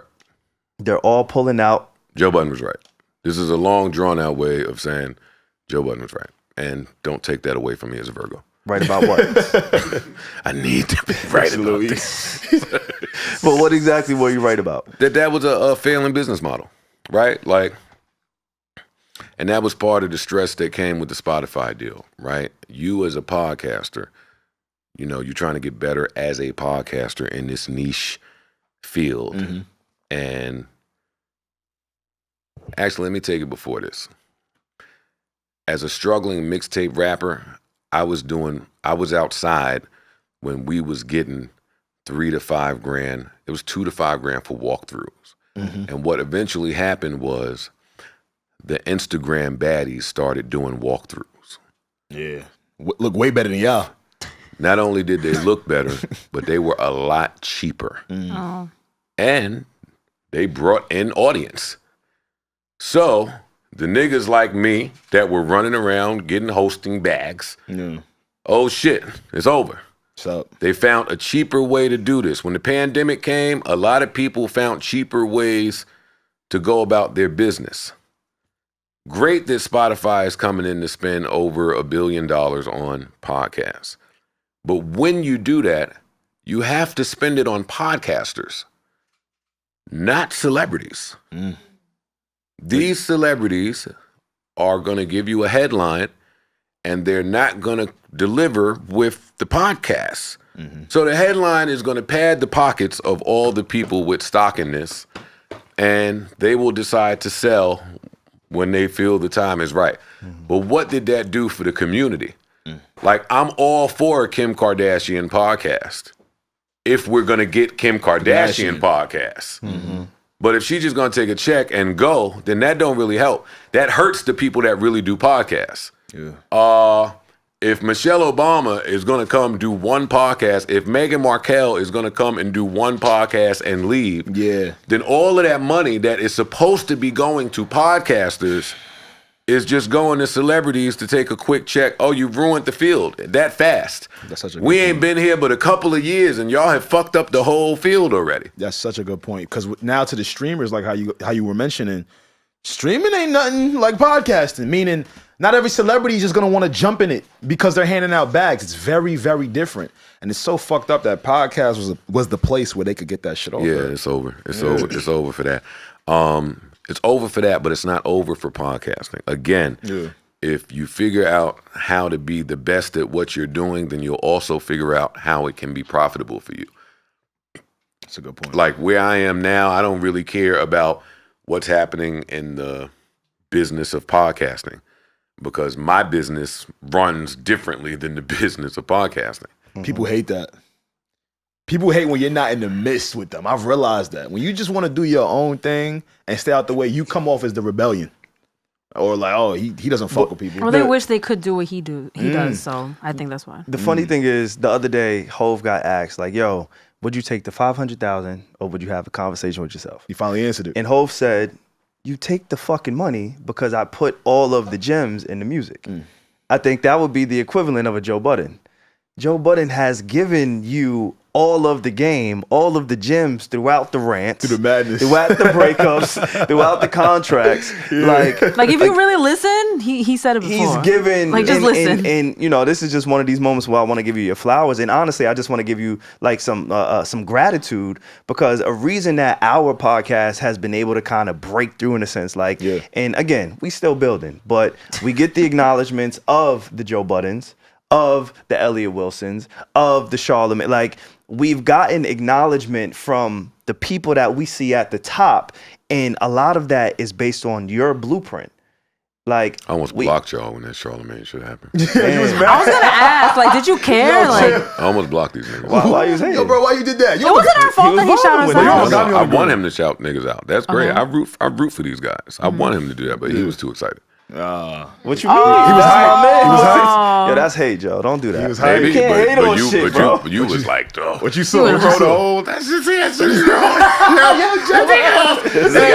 it all. Yeah, Joe be watching everything. That's it all. The OG acknowledged. Yo, I'm so grateful that a figure such as your being could take the time to through my phone, like, Pinning that shit, fuck right? out of here. Fuck out of here, nigga. I done pulled you. Yeah, nigga, but go ahead. It's cool. Yo, Joe's like, I found your tweet. But it's cool. Yeah, it was a little sauce on there. Yeah. It was a little sauce on there. But it was exciting. To my brother's defense, man, he was big in podcasting early. He's just passionate, He Joe. was passionate about your podcast and Charlamagne's podcast. I'm gonna keep it a buck. When he brought podcasts to me, it was finishing school. I'm looking at him like with 4 different heads. I'm like, nigga, get the fuck out of here, boy. Who's listening to podcasts? So I think it comes from that. Oh, mad people. I'm not mad at him. I'm just busting his balls. Go ahead. You're supposed to be excited. Absolutely. But just turn it down a little bit. Just turn it down a little bit. Act like you've been here before. Yeah, that's what I'm saying. But all right, so God damn. Act like you come from the Joe Budden fucking. Act like. Don't forget where you come from. Don't leave the school and be like, oh, it's an honor. I'm not going front. They ain't teaching that at school, son. Watch this, because Alex, you've been there too. Yeah. You asked me to turn it down. I asked you to turn it up. Okay. Why does it take for a Charlamagne to do something like that for you to be like, wait, hold up, let me see these niggas how they moving? Turn that up, SaVon. There's gonna be a lot of cap in your rap show.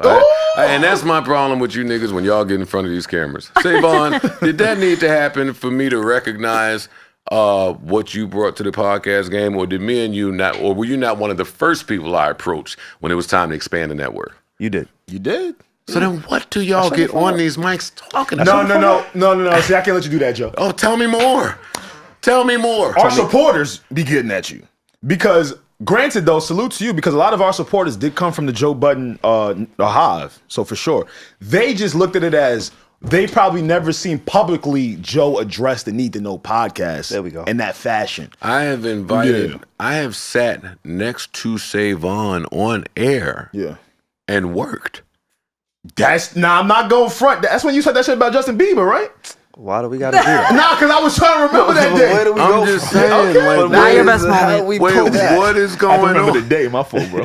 What more can I do than sit next to the man and get in my bag? And this was right after the breakup, right? Come on. All eyes on us. What up? Yo, sit there. Let's go. Next man up. Tumultuous time. Yeah. Don't tell me about some fucking why it takes somebody else. The nigga, if you don't get the fuck out of here. It was a moment, and I'm not mad at it. And I want to go back to just the podcasting. I want to go back to actually your influence, because your influence is in music and it's in podcasting, right?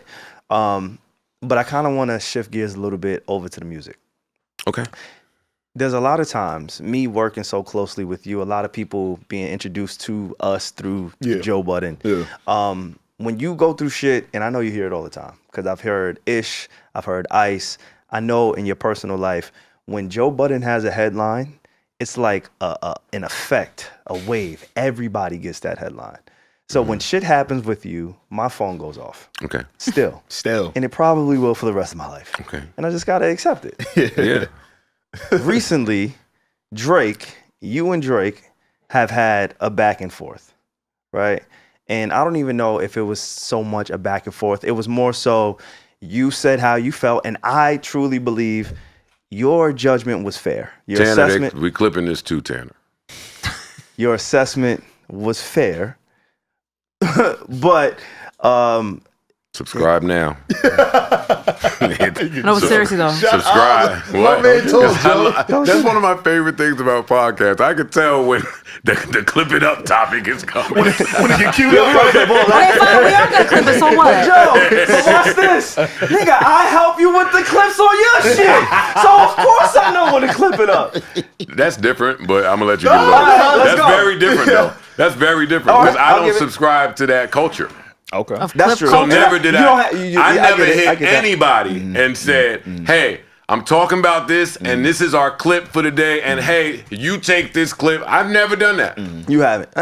You haven't. No, you haven't. You haven't. He said back. You haven't. I've never done that. As his employee, But again, it would behoove you to do as somebody that. Yes. who's been a producer on your podcast, Yes. it's my job to do that for you. Right. That's So, what producers do. as somebody who's doing a podcast, and not even that, like if the Drake shit didn't happen, we wouldn't talk about you and Drake. There's no real reason for me to even bring the shit up. Obviously, it's kind of recent at the time of this recording. But once it happens, we out of here. But no, not even that. I keep Fuck all telling that. Drake that. Like, when you do that, I get hot. But It not, don't have the effect that he think. Like, I skyrocket out of here. Joe is sick, bro. I'm serious. No, you're right. Dog, And I had a sweet 16. I'm with the kids. I'm chilling. Nigga, Ack called me. That's my man. That's my man. I'm not gonna lie, Ack is grown on me. Ack is my man, yo. I know. Yeah, Hey, he's feel grown on how me. you want about him. He's That's grown my on me. man. We've been in the trenches together. Yeah. Ack called me. Yo, man, you got Drake tight. I was like, well, why you say that? Like, cuz you ain't see his comment? No. I'm at the Sweet 16. And I ain't just checking if niggas say something bad about me, I'll scroll. Get out of here. Get out of there.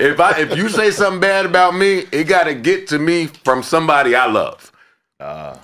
We've been speaking about It that. gotta here. come from love. We've been speaking about It that. can't. Yeah. You just can't have that type of hateful access to me. Yes. If you type some shit and then I they do don't something see to it. me.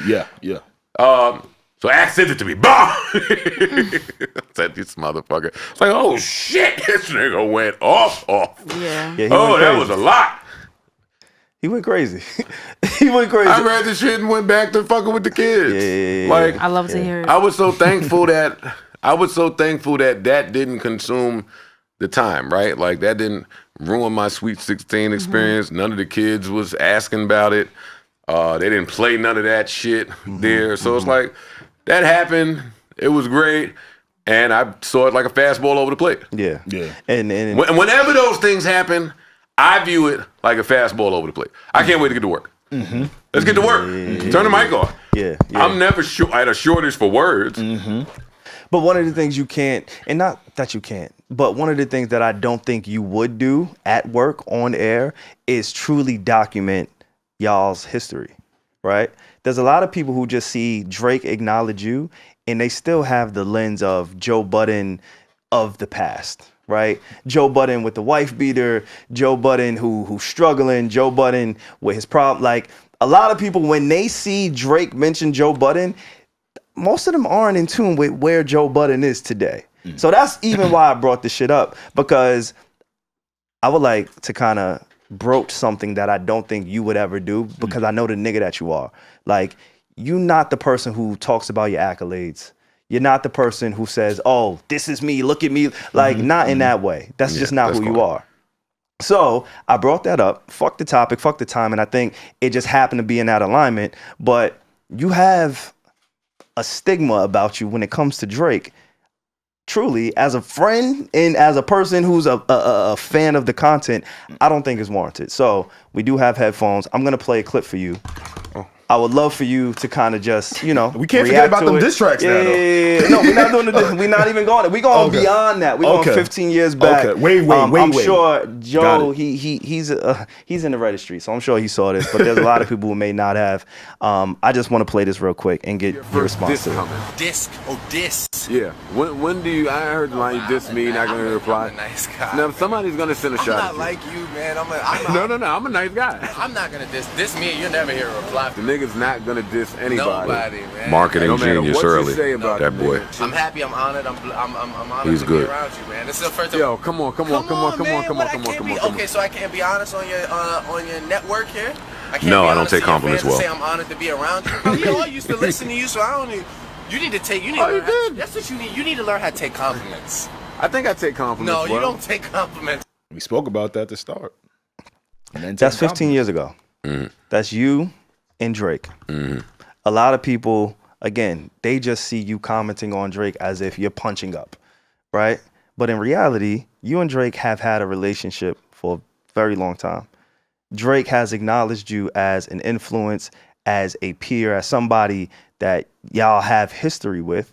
But again, the public may not know that. So when you see a clip like that, when you hear a clip like that, when you go back into your mental Rolodex of that time period, how does it affect you when fast forward to today where all of these jokes are being made? Or, oh, I got a whatever and you got a modest home in New Jersey. Like, does that play a factor into your criticism and also play a role into your relationship or thoughts towards Drake? No, that's more cap. That's more cap, right? Like, I think I said this on my podcast. Like, I'm not trying to prove anything to anybody. Nor do I care about the things on the internet if they don't alter my real life, right? So the people that think I wasn't the greatest of rappers, that's their opinion. I'm not trying to change that. Like, a lot of shit you either had to be there for, you had to hear a mixtape, you had to, it's different times back then. But I accomplished everything I wanted to accomplish, which was, hey, I want to be respected by all the people I think are the best in the world. And fortunately for me, that includes him. Right? So like everybody that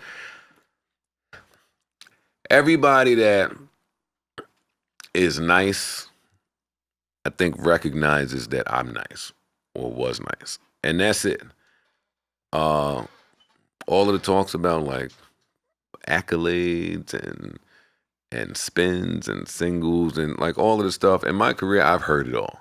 Like there's nothing you could say about Joe Budden that I have not heard.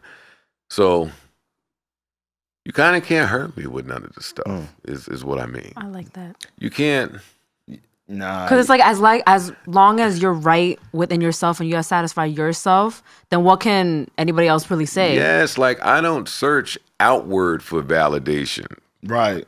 Like I did all the self-reflection. I did all of the internalizing, processing. I did all of that. So I'm so at peace with where things are.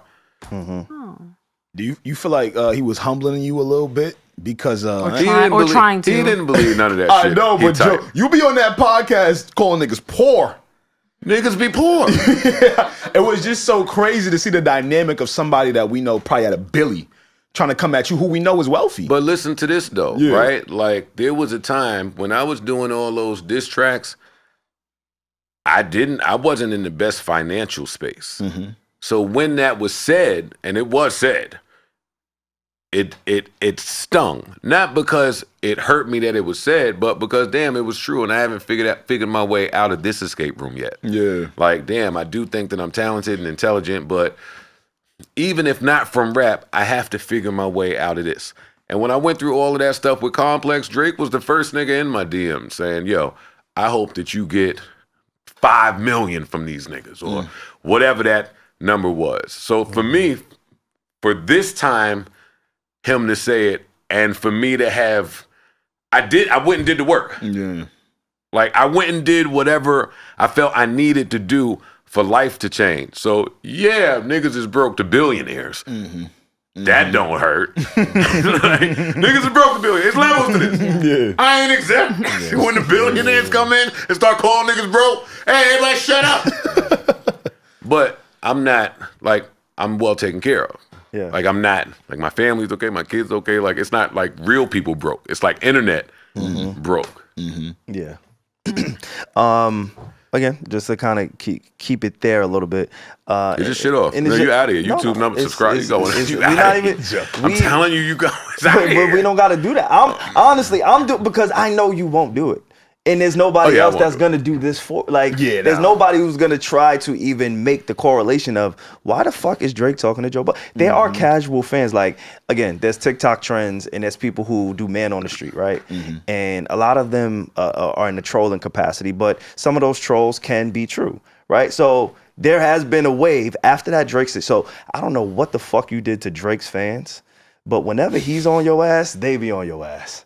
From the kids that you was throwing the rocks at to now TikTok. So the latest man on the street was, do you know who Joe Budden is? Right? And a lot of people like, Joe Biden, who the fuck is Joe Budden? It was a thing.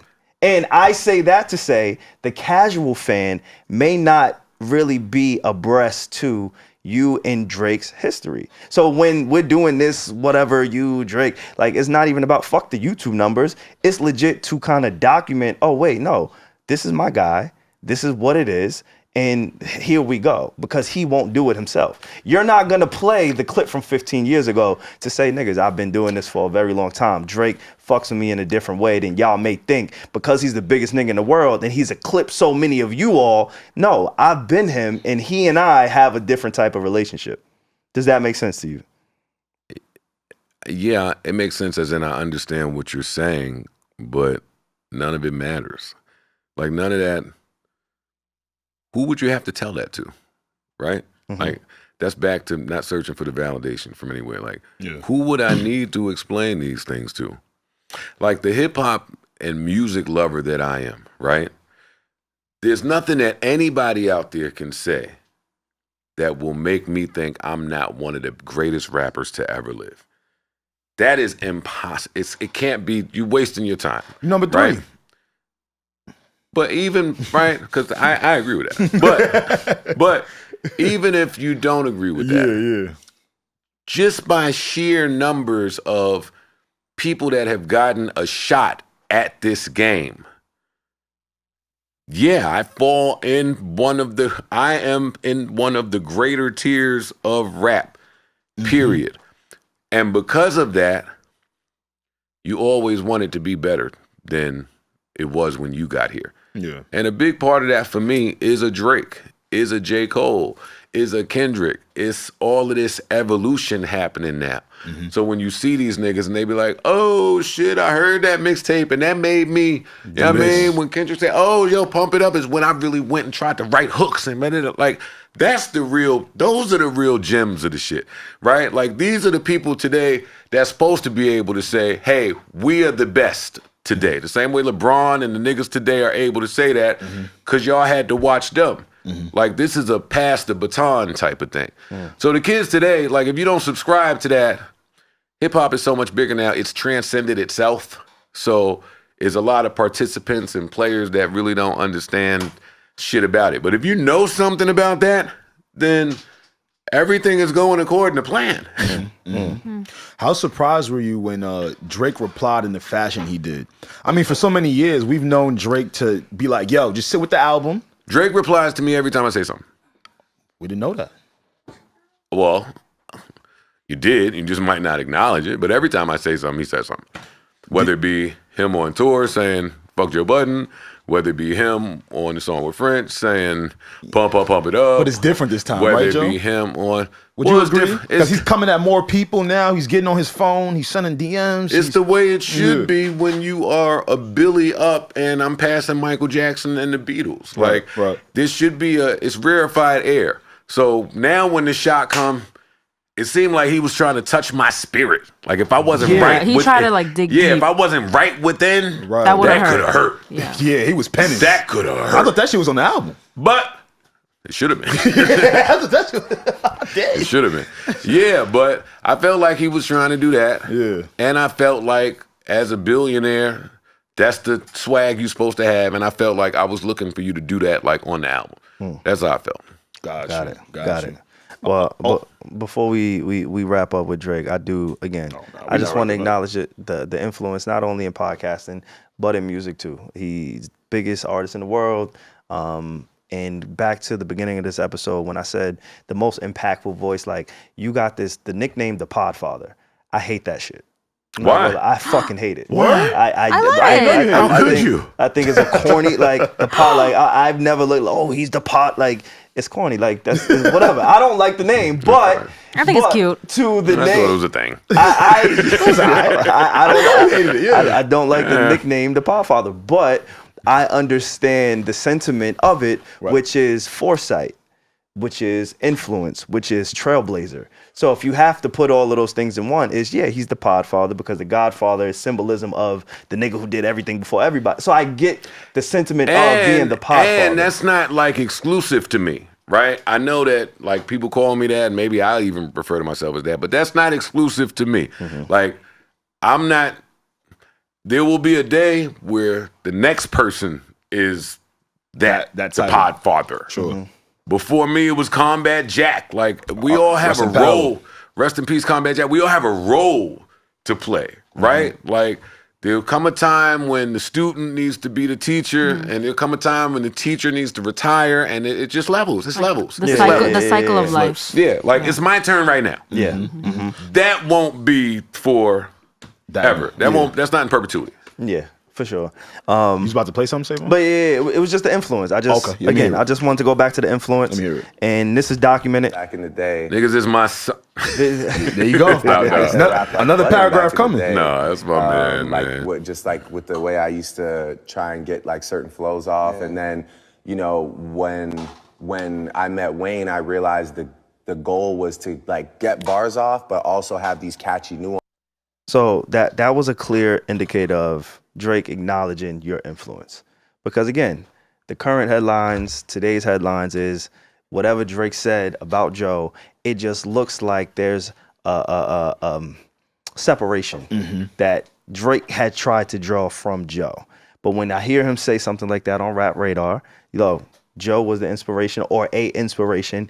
And then the beautiful thing about the internet is we can kind of find these things. So Joe, I don't know how often you go back into your catalog and listen to your old songs. I don't know how far you go back into Drake's catalog, but I think, the internet will bring things. I heard all this stuff, but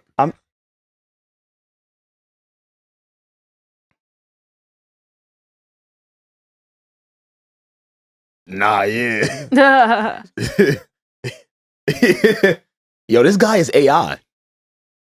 Drake is AI. It's natural for rappers, though, man. It's natural. I had a time where I used to sound like Method Man, Cannabis, like whoever I was listening to. That's natural for rappers. It's good to hear that, though. But then we have something like this, where you can hear. Oh no, it's definitely me. The influence. Yeah, it's a slap right here. It's a slap. The cadence. It's a slap.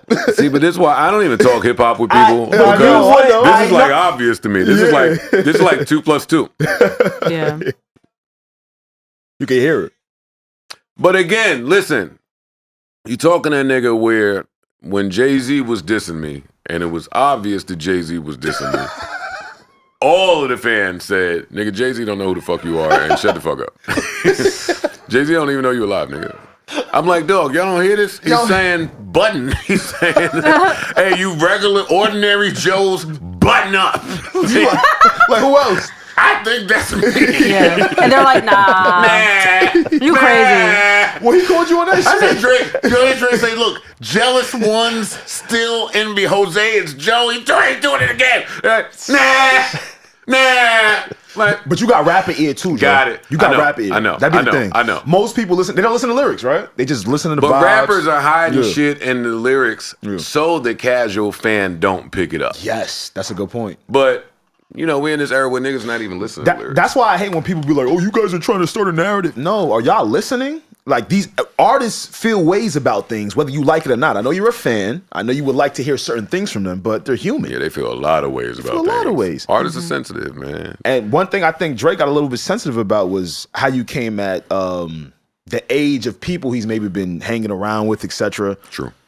I got to be honest, Joe. You my guy. But it comes off as if you be having beef with the youth. I'll speak personally. I won't even bring up Kai Cenat or Lil Yachty, which you've mentioned before. I feel like you look at kids or people in their 20s and younger as just dumb. I truly do think that. I feel like when you see youth, you're like, yo, you don't know shit. Get the fuck out of here. Is that not true? That is not true because we can learn something from the youth. And peep this: Would you agree that your son probably has learned more? Look at his face. No, I know. Look at this. I see his face. They see it. Like, I just get your shit off, but all right. Not all kids is dumb, yo. That's not true. Tell me more. Why is it not true? Especially in this generation where you're forced to grow up very quickly. These kids are given an iPad at 1. You know, where you going? Yo, nigga, I will forced to grow up quickly. Yes. What are you talking about? Would you not agree that an iPad can unlock things that a kid wouldn't be used to, like adult shit? And they learn it, their brains are working, they're working with new tech. I don't look at that the same as having to grow up quickly. I think it can aid to it. How?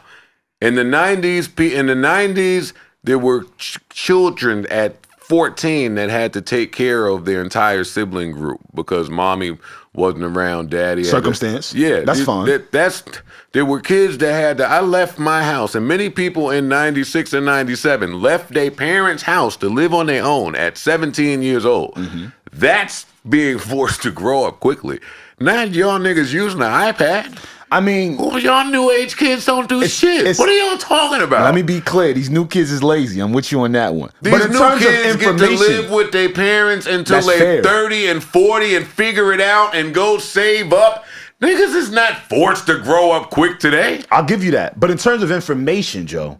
Y'all get this is the information. Yeah, and that's what I'm saying. So if a kid. Yeah, but that's a help and a hindrance. It can be, but at the same time, it could still be a help, which would mean that if the previous generation didn't have this particular technology that has helped them in ways and also hindered them, then you could say and argue that, this generation could grow up a little bit quicker, or they're learning things at a better rate as opposed to, when I was coming up, I looked at all kids as stupid and dumb because that's how it was. Things are changing, But having access to more information doesn't necessarily mean learning. Why do you equate those two? But it can mean learning. But it can be. Yes, it can be, just like anything can be. But what is? Does access to more information today, is it leading to a better educational system out there? No. Is it leading to, what is it leading to? These kids are smart, Joe. These new kids are smart, man. And I've heard you say it. What I give the new kids credit for is the stance they take, right? Like, they could look at some shit that was going on in the 2000s or the 90s or the 80s and the 70s and say, hey, that don't sound right. That's off. We're not doing that no more. Like, that's my favorite thing about this new group is that, disrupting. Yeah. They're very woke. Bucking the system. Teaching. Hey, that shit y'all did back then was toxic and wrong. You can't run around saying and you can't do these things. I love that about the new generation. Got you. But I'm not just going to say that everybody is so much smarter today. I'm not going to do that. Okay, that's fair. That's fair, but there's some people that are made to be dumber from the access to the information. That's true. There's no point that I can't find something to support my argument on Google. Like, right or wrong, I could find something to support my shit. Yeah.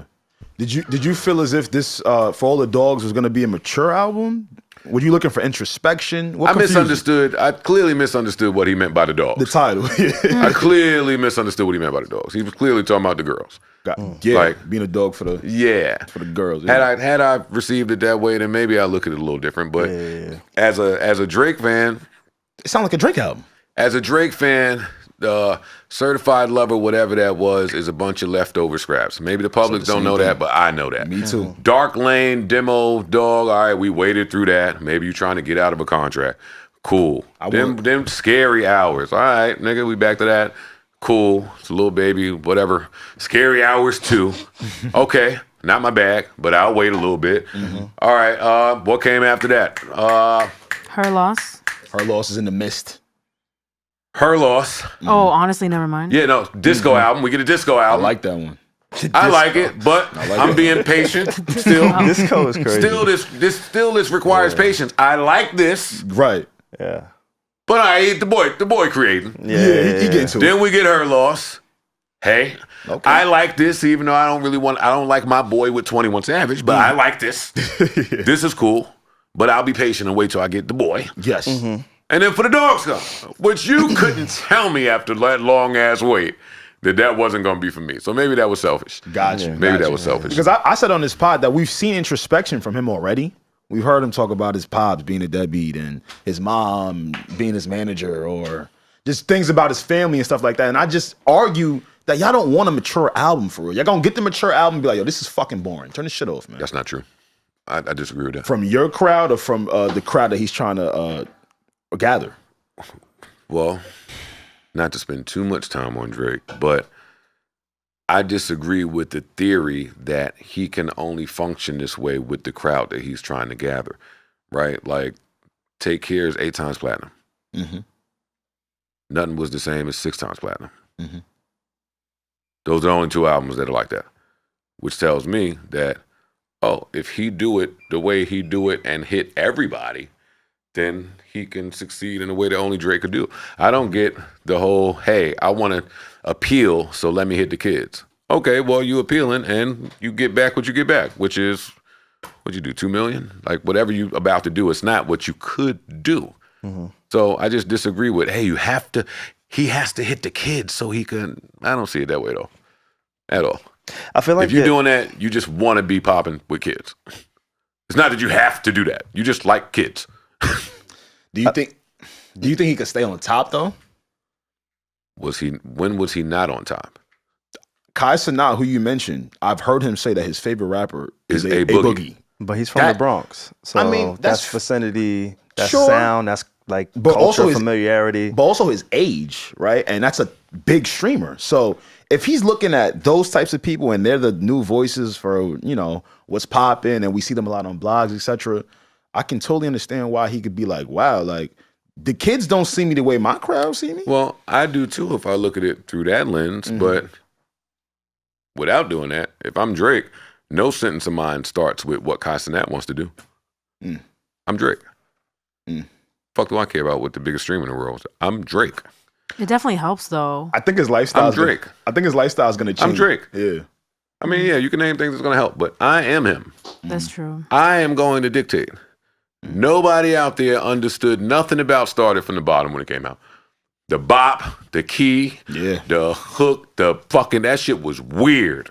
Know what happened when it came out? It worked. It went. Took off. Everybody changed. Now his song started sounding like it. Mm-hmm. He changed things. Not Kai Cenat. Mm-hmm.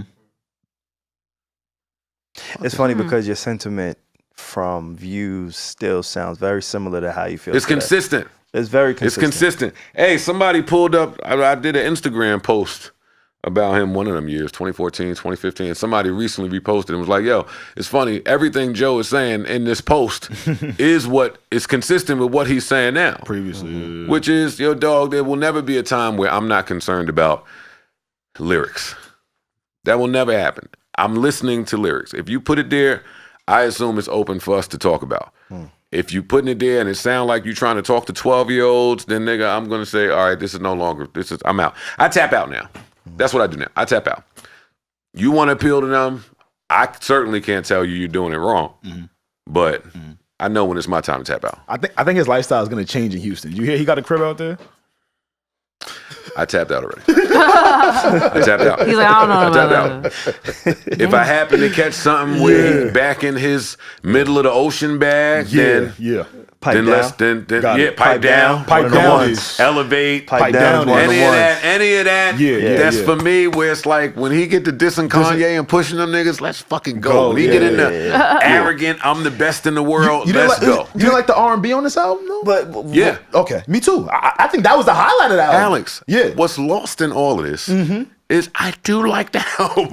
Oh yeah, you did say that. You said that. I like the album. You did say but my tone and how I come off, I be abrasive. Then I say I like it, but then I come with criticism. It's just like that's my job to do. And it's hard for him to digest a full piece of content from you. I'm so surprised that people saying, "Oh, he didn't watch the whole thing." I mean, well, duh. When you're living like that, you don't have to watch the whole thing. Yeah. But if you're gonna go off like that, if you're gonna go off the way that you went off, then you might want to watch a little more. Yeah, might as well watch the whole thing. Especially with somebody that you have any facsimile of a relationship with. Gotcha. You mentioned the Kanye disses, the Pusha T disses. Do you feel like that iteration of the relationship, do you feel like that changed anything with you and Drake? Like, where was the shift in y'all relationship? Because every guy knows it's either money or women, right? It's money or women. So I don't know if there was a woman or that you never just really had a relationship. Like, I don't want to sit here and cosplay like him and I have ever had the greatest relationship. Got it. I can't say that. Like, I know when he first came out, he was somebody I wanted to work with. His career took off rather fast. I know I've always been somebody that he has respected. But outside of that, that's the end of that. And then when niggas turn into trillionaires, you can't expect to have the same relationship equity with people. Yeah. He's a different man today. I'm a different man today. Right? Like, I'm not hanging my hat on, hey, we was besties. That was never the case. Right. The last time that you talked about Drake on your podcast was talking about your DMs. The DMs, you and him had a DM exchange. The internet, they kind of were like on the fence about it. Some of them was like, yeah, cool, I'm glad he like exposed or mentioned it. And some people was like, yeah, you probably shouldn't have done that. Where have y'all left off today? Because you haven't really talked about it. Like, was there any follow-up to that last exchange? There was no follow-up. That was the end of that exchange was we agree to disagree, like we usually do. Right. Got it. That was what was said. I think anytime you expose DMs, it is corny and sucker shit. I think it's doofy. I do. You had a corny moment. It's all right. Well, no, I only felt like it was on the table because he had already divulged most of the content of the DM to Ak. And Ak had already gone on stream and said, hey, Joe and Drake have spoken, and this is what they said. So, I mean, all right. Now, let me tell the audience what we're talking about here. What's going on, yeah. If Ak wouldn't have done that, I probably wouldn't have done that. Yeah. Yeah, that I don't do that. I don't move like that. I was about to say it didn't feel like you. I don't move like that. Like, you talk to some of the most powerful people in the music industry every day all the time. Of your podcast. Yeah. So for you to get on your podcast and say, hey, this is what happened with me and Drake in the DMs, it was weird for me to hear that personally. Yeah, but you know what? The last time him and I had an exchange, that was me saying, and I was rapping then still, so nobody wanted to hear what I was saying, but I was like, yo, enough of what he doing publicly and then DMing privately. This is what's happening in the DM. This bitch ass nigga DM. Whatever I was doing back then, like, it was still the same thing. This time was a little more different because it was a little more vulnerable between us, but there's always some type of exchange. Yes. Yeah. Always. There's a clip going around from Mano's podcast. Salute to Mano, man. I wish he would bring it back. Me too. Is he? Oh, he's not back doing it yet, right? I haven't seen it. I haven't seen it either. There's a clip going around where DJ Envy was on the podcast. And Joe, I need for you to speak to your insight in knowing that what Envy was alleging to you sounded like a Ponzi scheme.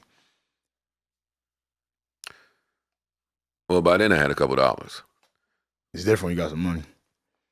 Look, if you got a couple $, it's just certain phone calls that you don't expect other people with a couple $. To make. Yeah. Right? Like, if I called SaVon and just started talking about investing in some fucking Wake Up Now, and like, you know what I mean? Like, if I start asking him to take some of his money and put it somewhere on the strength for me as a nigga with money, like, that might sound weird. Like, that sounded weird. Okay. Everything about that call was weird. Like, I don't want to make it sound like I was so... I am intuitive, but that was weird. Everything about it was weird. Sounded like a scam. Sounded like, why are you doing this? But and that's been a lot of the dialogue around this, right? People are saying like, yo, if you guys know anything about investing for real, you wouldn't need that middleman to go do what it is that you want to do. Listen, I wish Envy the best, and he has had a rough few months. It's been a lot. He's had a rough few months. It's been a lot, yeah. We don't got to stay on this. Yeah. But you see everything. Like, I tell the team, Alex and I, we tell our team, we got a ton of people that work with us, social media, all that stuff. I let them know Joe sees it all. Everything. Whether he likes it, whether he comments, whether job. he acknowledges it, Joe sees it all. So I'm sure you saw the recent clip of DJ Envy's former mistress kind of coming out. The timing, just the timing of everything with Envy. Does that play a role in the grace that you have given him on your pod?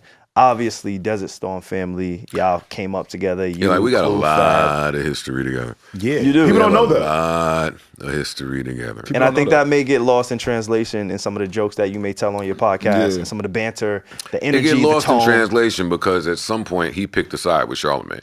So now you throw our history out the window. Got it. Like, that's why it gets lost, is because he has said, hey, if it go down and this is my man and this is who I'm with. All right, well then you gotta. I remember these things. You gotta kind of. I'm gonna make you stick to that when it's your turn. Everybody gets a turn. But other than that, no, I got too much history with. I have too much history with Envy, and I don't know Envy to be a foul nigga. Mm-hmm. All of this stuff that's going on sounds like a lot, but in my true heart of hearts, do I believe that the Envy I know is a foul, shady nigga? No. Maybe he did get got. Like, I don't know. I'm gonna wait for more to be revealed. It's possible. That fat nigga though. Nah, he gotta go. That fat nigga there. Why that nigga was ordering Krispy Kreme off the business account? That nigga's nuts, yo. He's crazy. Nah, that's crazy. He's crazy. You know, IG Live and shit. He's nuts. If you could give him some kind of advice, what would it be? I wouldn't. You wouldn't. I wouldn't give him no advice. Hey, when niggas is sinking, But that's Jersey's finest. when niggas That's is sinking, NJ you gotta grab some binoculars. You gotta be like, whoa, he is dying. Let me not go over there. I ain't looking to help. I look to help my friends. Yeah. I don't know him. You care about. That's hilarious. Somebody better throw him a life raft. Sometimes it get worse before it get better. I ain't mad at that. I feel like we covered a lot here. But there is one thing in my personal life. So I always tell everybody on our podcast, my vices or my interest outside of just talking music, media, TV, film, I'm a sports guy, right? Yeah. So sports is where I go when I just kind of want to escape. YouTube is where I go when I just want to escape. History, documentaries, that's where I want to go when I want to escape. Like, I don't really care to talk about music too much. Again, hence why I went to HBO, started work. I like TV and film. It's outside of what it is that we do here on the podcast. So one of the things that I found very fascinating and interesting over the last few years in particular has been the content of DJ Vlad. Right. I and Regi, who's also a journalist, so I know that's you and I. magazine right there. Our banter has been astrology woman, right? She's been astrology. She's our correspondent for astrology. One clip, and then I'm an astrology girl. Right, but beyond that, she's an actual journalist in this space for Billboard, for Complex. Vibe currently over at Vibe. Big like, Reggie. Fuck they talking big, about. Big Reg. Fuck You know what I'm saying? Red carpets over the biggest. You feel what I'm saying? The biggest. So yeah. The way that her and I connected is because I was actually a fan of her work. I'm like, oh shit, she's a journalist, she's dope. I went to school for journalism, writing, that's my first love. Bet. This just makes sense for her to kind of be on this podcast with Alex and I. Anyway, just going back to the whole journalism shit, DJ Vlad, I know you don't fuck with the nigga, so we don't got to talk about something that we all know. But I do. I ain't got no beef with Vlad neither, man. No beef. I don't have. I don't think it's beef, but you don't fuck with him, and that's cool. You don't gotta fuck with everybody. I see red flags and I stay away. It's not that I don't fuck with these people. I see red flags, I stay away. Okay, you appreciate like. Okay, Vlad does something that is important. I watch Vlad clips. I watch Vlad clips. I want to see what Sammy the Bull said. Or, he be on there telling too. He be on this. God, I be like, damn, Sam. And Vlad is a fed. But I mean, listen, hey, man, niggas is feds now. No, it's true. All the rappers that's slowly starting to come out. So yeah, but I don't have no beef with Vlad. Man. Okay, I just wanted to know if you appreciated some of the work that he did. That was from a journalistic background. Listen. Especially with the Tupac fuck my personal feelings about things, right? Like there's an ecosystem in this thing. And everybody's got a role to play. Vlad's got a job to do. Ak has a job to do. Yeah. I can't do Ak job. I can't do Vlad job. Like I can't do Charlamagne job. Like everybody has something that they do and bring to the table, and we need all of it. We don't have to like. I don't have to like these people personally to appreciate what they do. And I'm a fan of work ethic. Yeah, me too. That's my thing with Ak. Like, he built it. Say what you want about him. He built it himself. Yeah, can't take it from him. Same with Vlad. Not so much Charlamagne, but like it's some niggas that don't do that. Don't do what? What do you mean not so much Charlamagne? He's an author, radio host, 5 days a week. He has a network, Black Effect. You ain't hear about How the did he build that? Bro, I gotta give some kind of perspective. Are we still lying? I'm giving perspective. You talking about work ethic? Nah, don't do that. We still only lying. because you went out of your way to say not so much. Like Joe, he just did the mental health expo. Don't do that. That's great. The people I'm talking about built from nothing on their own. I'm not trying to slight him. He didn't do that. There's nothing wrong with saying a fact. he did it differently. I'm not knocking the differently. It's just not how me and Vlad and Ak had to do it. That's it. Okay. Again, and I just wanted some clarity because, thank you. What do you mean? What clarity? Because there's something out there now with iHeart hiring, right? Like something like $375 a year, just about some $350 or something like that. Yeah, like starting at $240. So you figure even if you put a little on top of that, would it turn into $550 a year? Yeah, and $650 a year. Like, I forgot you be pocket. See, since I stopped fucking with you, you started pocket. Before you didn't do as much pocket watching. You didn't do as much. You've been at the Breakfast Club for about over 10 years, though, Joe. That turns into $6. All right. That turns about $650. Some nice, honest living. You sure that's not like $820 though? Even that's honest living. All right. Good for him.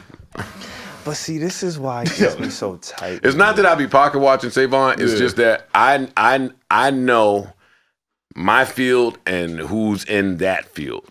Mm-hmm. Studying. And what's really going on. Yeah, like it's not what the podcasters get on camera and say. Like, everybody's a liar.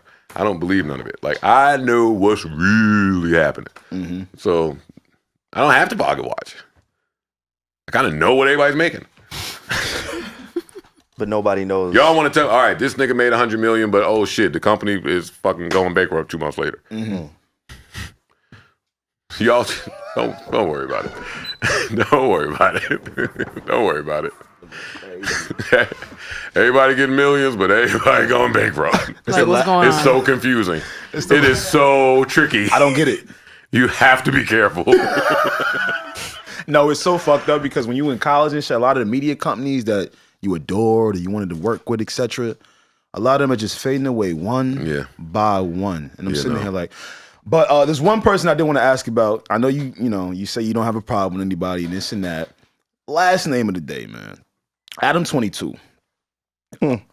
I do like how you've how you regard him in terms of like, man, when it's time to talk to you, I'll talk to you. But I don't like that he doesn't understand the beefs and the qualms everyone else has with some of the content he puts out. I wanted you to speak to that a little bit. Is he aware of it? Is he unaware of it? I mean, of what you think, of course. I believe he's aware. Okay. I believe he's aware. Adam is no dummy. Adam's no dummy. And he's had enough incidents now where, like, the rappers will say, hey, I asked you not to do that, and you're doing it. It's no longer just a me thing, right? Like, it's coming to fruition. So, but again, unique business model there. So you just got to watch how people run their business. Yeah. If you want to not have contracts with all your staff and let niggas fuck your wife, that's your business. That's your bag. But that's not a very hip hop bag to be in. Right? Yeah, no, it's not. He said he don't even listen to R&B. That's not cool. It's like that's not Adam, you know what, man? Cool before he started crashing out, Adam was all right, man. But he going through a little crash out. And who knows what that crash out is about?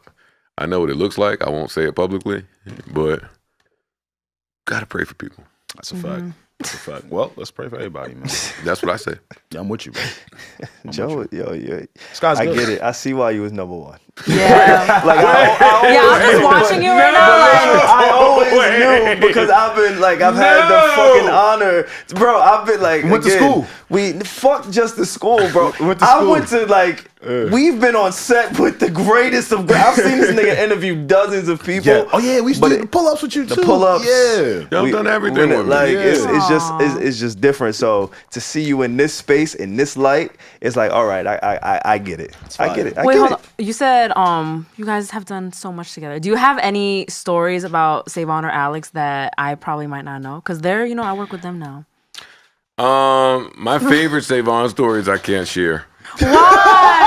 I cannot share. Why not? Just leave those alone. All you gotta do is know that Papa was a Rolling Stone. Because my perception of them is really good. Like, I like the way that I see my co-hosts. I love them so much. And like, I feel like your experience with them is like completely different. And I want to know, but I guess you won't tell me. No, man. You know what? I don't have anything to tell you about Alex. Alex has always been a solid, super cool, solid.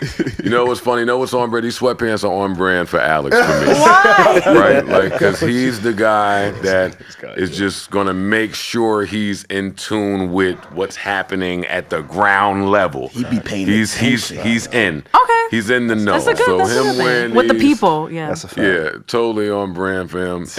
And it's fun to watch SaVon lead.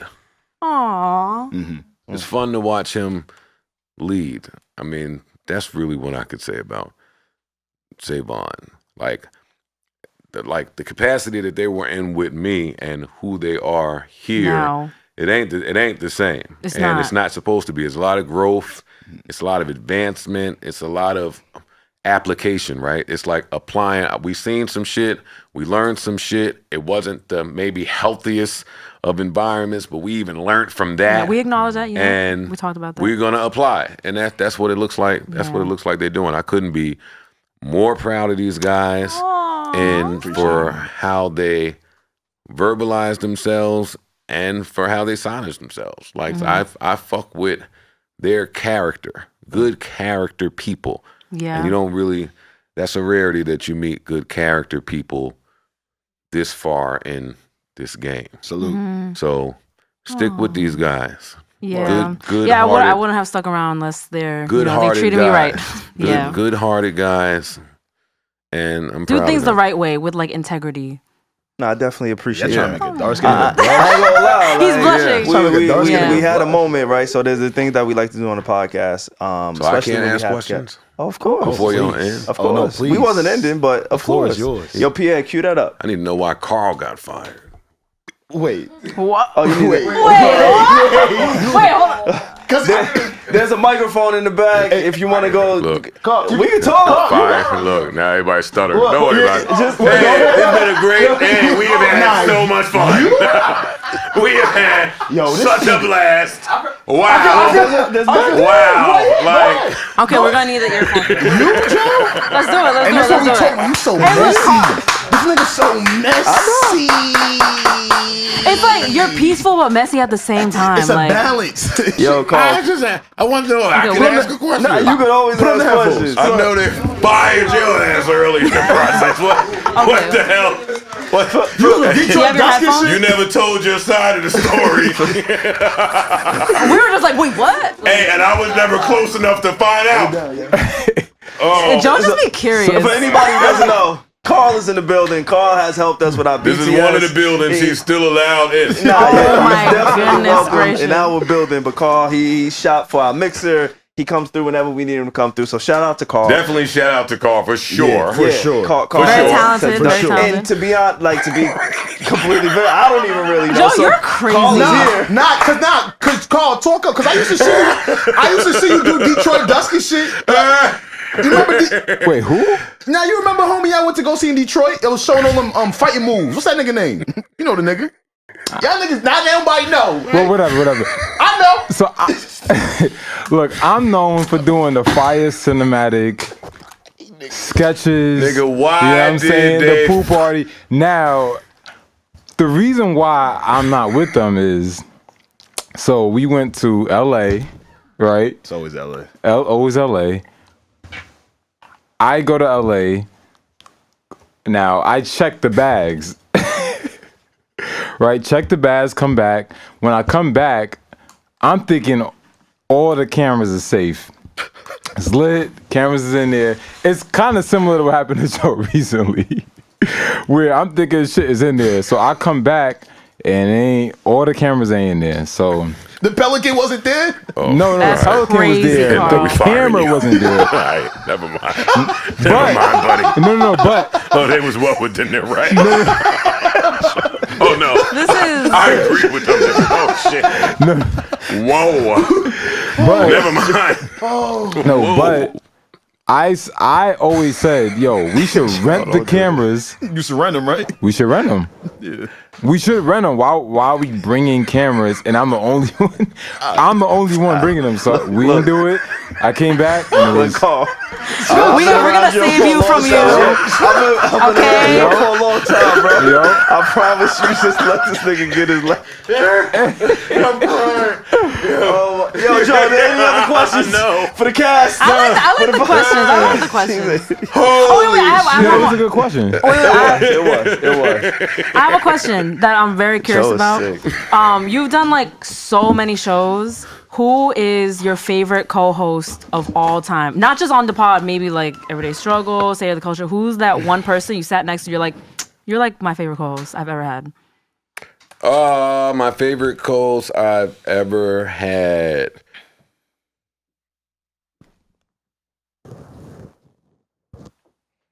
Like you're like, oh, this works. You know, that's a loaded question. It's gonna feel like I'm bullshitting, but like it's my job to make it work with whoever I'm sitting by. I don't know if I have a favorite. Unless you do, nigga. My favorite is this current iteration of my pod. Oh, really? Okay. That's my favorite. Good. Why do you feel so comfortable discussing contracts on air? You know why? I'll tell you why, buddy, since you asked. Thanks, man.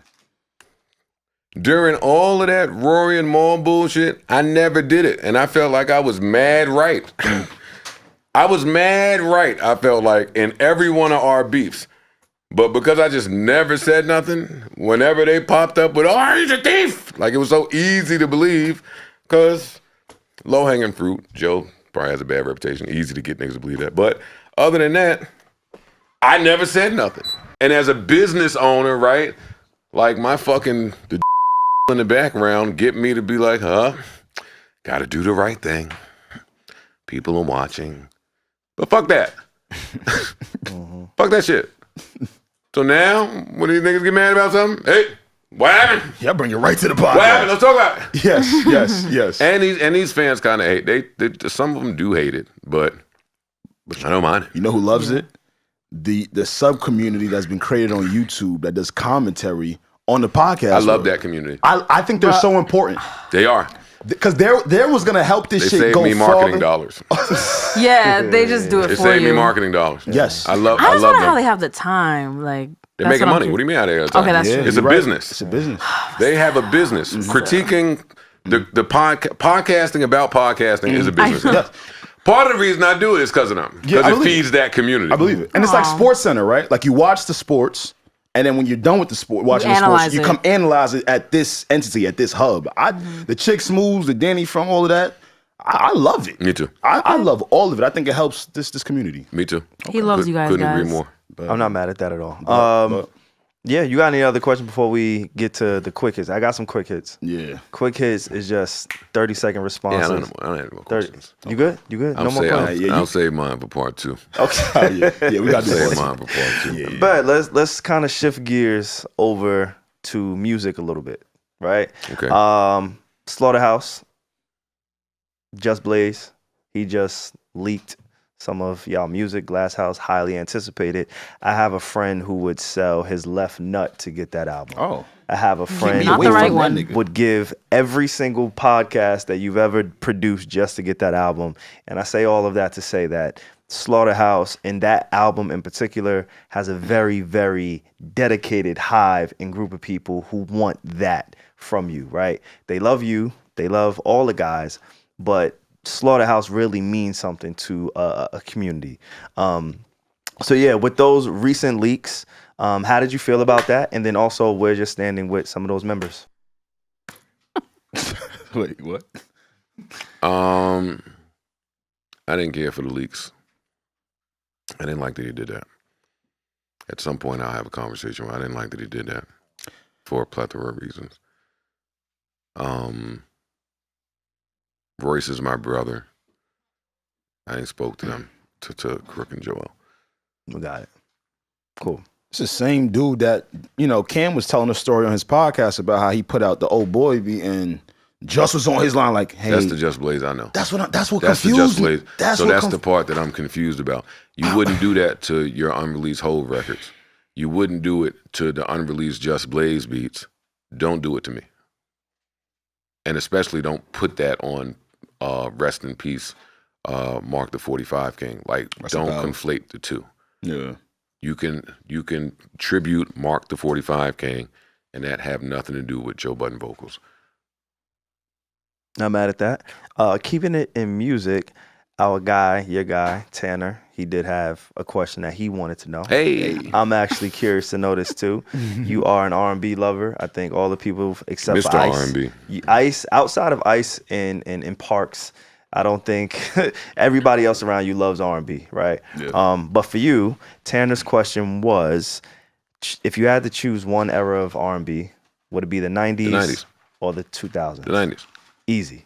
Without a doubt. Why is that?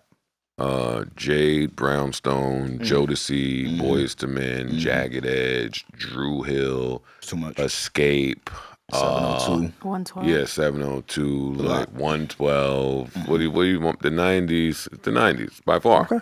By far the 90s. Easy.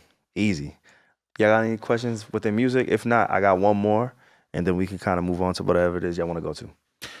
I saw a clip with Gayle King recently interviewed Jay-Z. And they sat down in the Brooklyn Library, and she asked him about retirement, and we all know you're really retired. And I salute the fact that you really stood on it. Thank you. You know, some of these niggas, they be like, yeah, I'm retired. They get a bag for, $500,000? I'm about to help right in the studio. And he was telling Gayle King that he would have to talk about something. It would have to mean something. Is that where you are right now in terms of your retirement? For you to come back, it would have to mean something. You have something to say. Is it something particular? Well, yeah, those things are true, right? Like, I'd have to have something to say, and it would have to mean something. But I kind of go out of my way to make sure I don't have nothing to say. Ice does and too. that it don't mean nothing, right? Like, there's been 2 times where I've had, like, producers send me beat packs just to listen to. Like, I hit Bangladesh, I hit Bank. Nice. Like, I just like to listen to beats and music, but I hope to not hear something that I love enough to write and to lay. Okay. Why is that? Because then I would lay. but what's wrong with that? That was like your first love. Not trying to do that. No? That's not where I am. Putting out music. That's not the most value. That's not where I get the most value for my time. Yeah. Today. Got it. Putting out music is tedious. People don't understand it. And then I got one more question to music. You put a lot of emotion, a lot of pain. You're very transparent in just who you are, whether it be music, whether it be podcasting, whether it be interviews, however it is. Like, I truly believe that has been something you've given to us as a culture, as you so to speak, and just, you know, as people within media in life. Like, that's one of the things that have separated you from a lot of your peers in music and in podcasting. And as somebody who's gotten a front row seat and seeing you interact with the Big Seans, right? Like, I was there when he put you in a headlock. I'm like, that's so strange for Big Sean to even feel comfortable. And like, the dynamics that you have with artists is something that, and there's no slight to any other journalist, they just can't obtain. They can't. Like, I see artists go on press runs, and then I would see them come sit with you, and there's just a level of comfort and trust that you provide that even myself as a podcaster, somebody in this media space, I would never be able to obtain. I just can't, right? And so I give you your kudos for that. But one of the things that I think that you've created a cult following in is because of that transparency. Your OLS trilogy, right? All Love Lost, Ordinary Love Shit. I'm sorry, Ordinary Love Shit trilogy. How long was that time period from you recording track 1 to track 3? Because there's a lot in that for me. And again, this is just music. Was it a week span? Was it 2 week span? Was it 3 month span? Like, what was that span for you?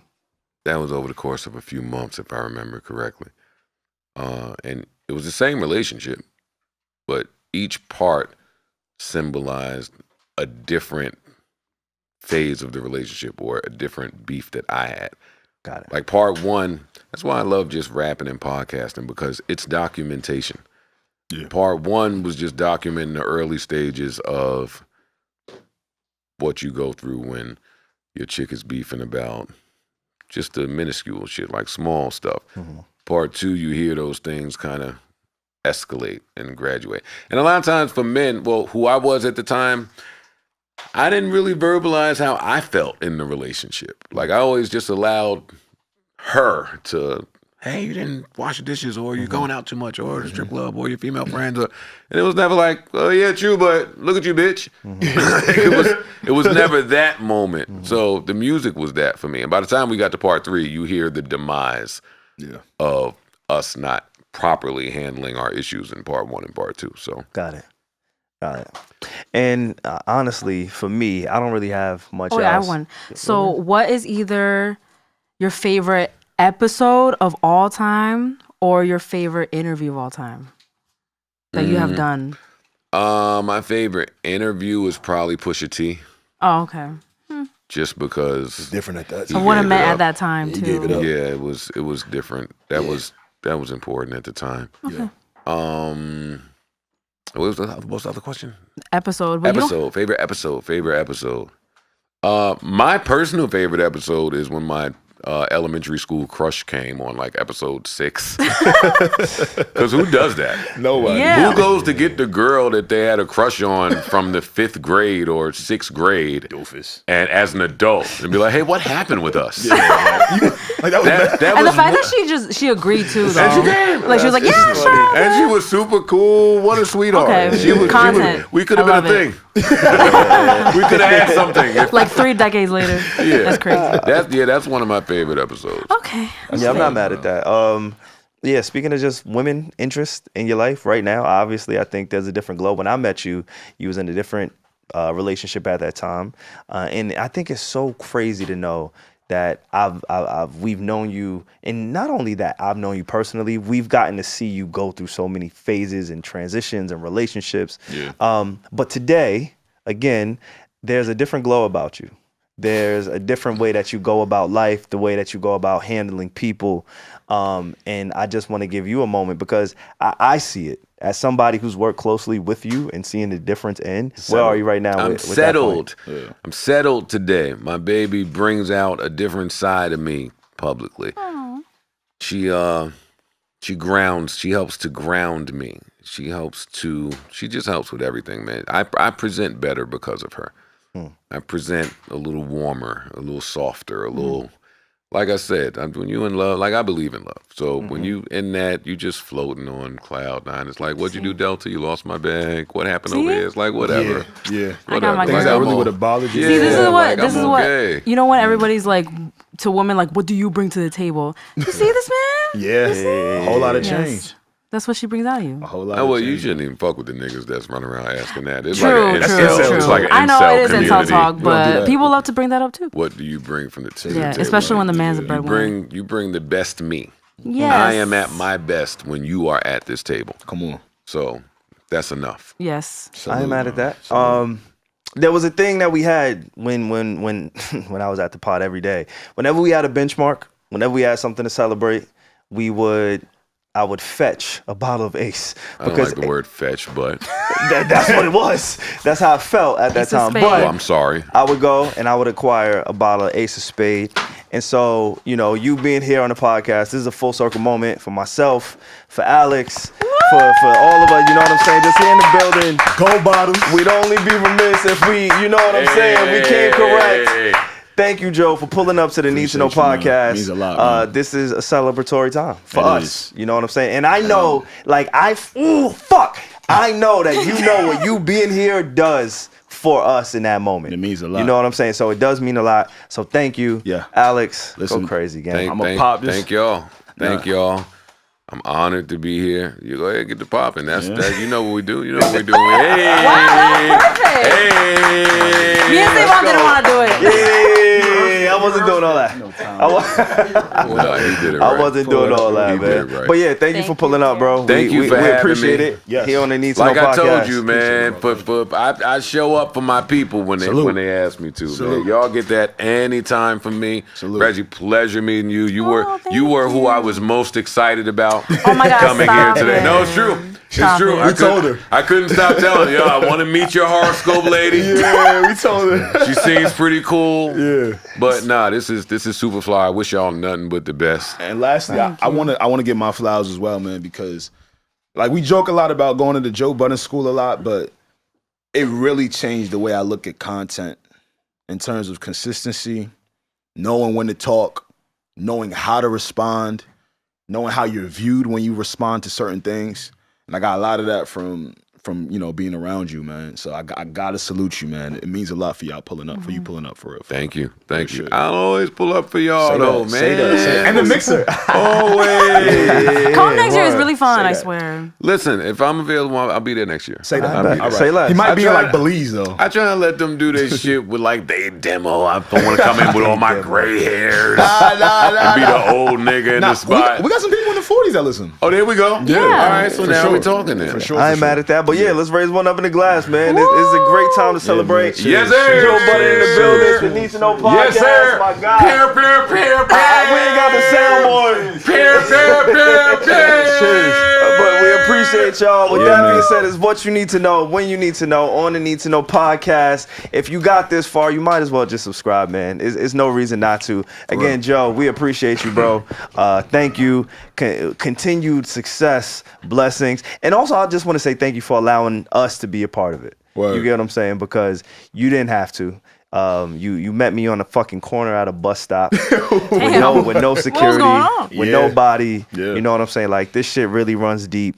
Through all the mistakes, right? I fucked up uploads sometimes. I still get calls from Ian. I get a call from you.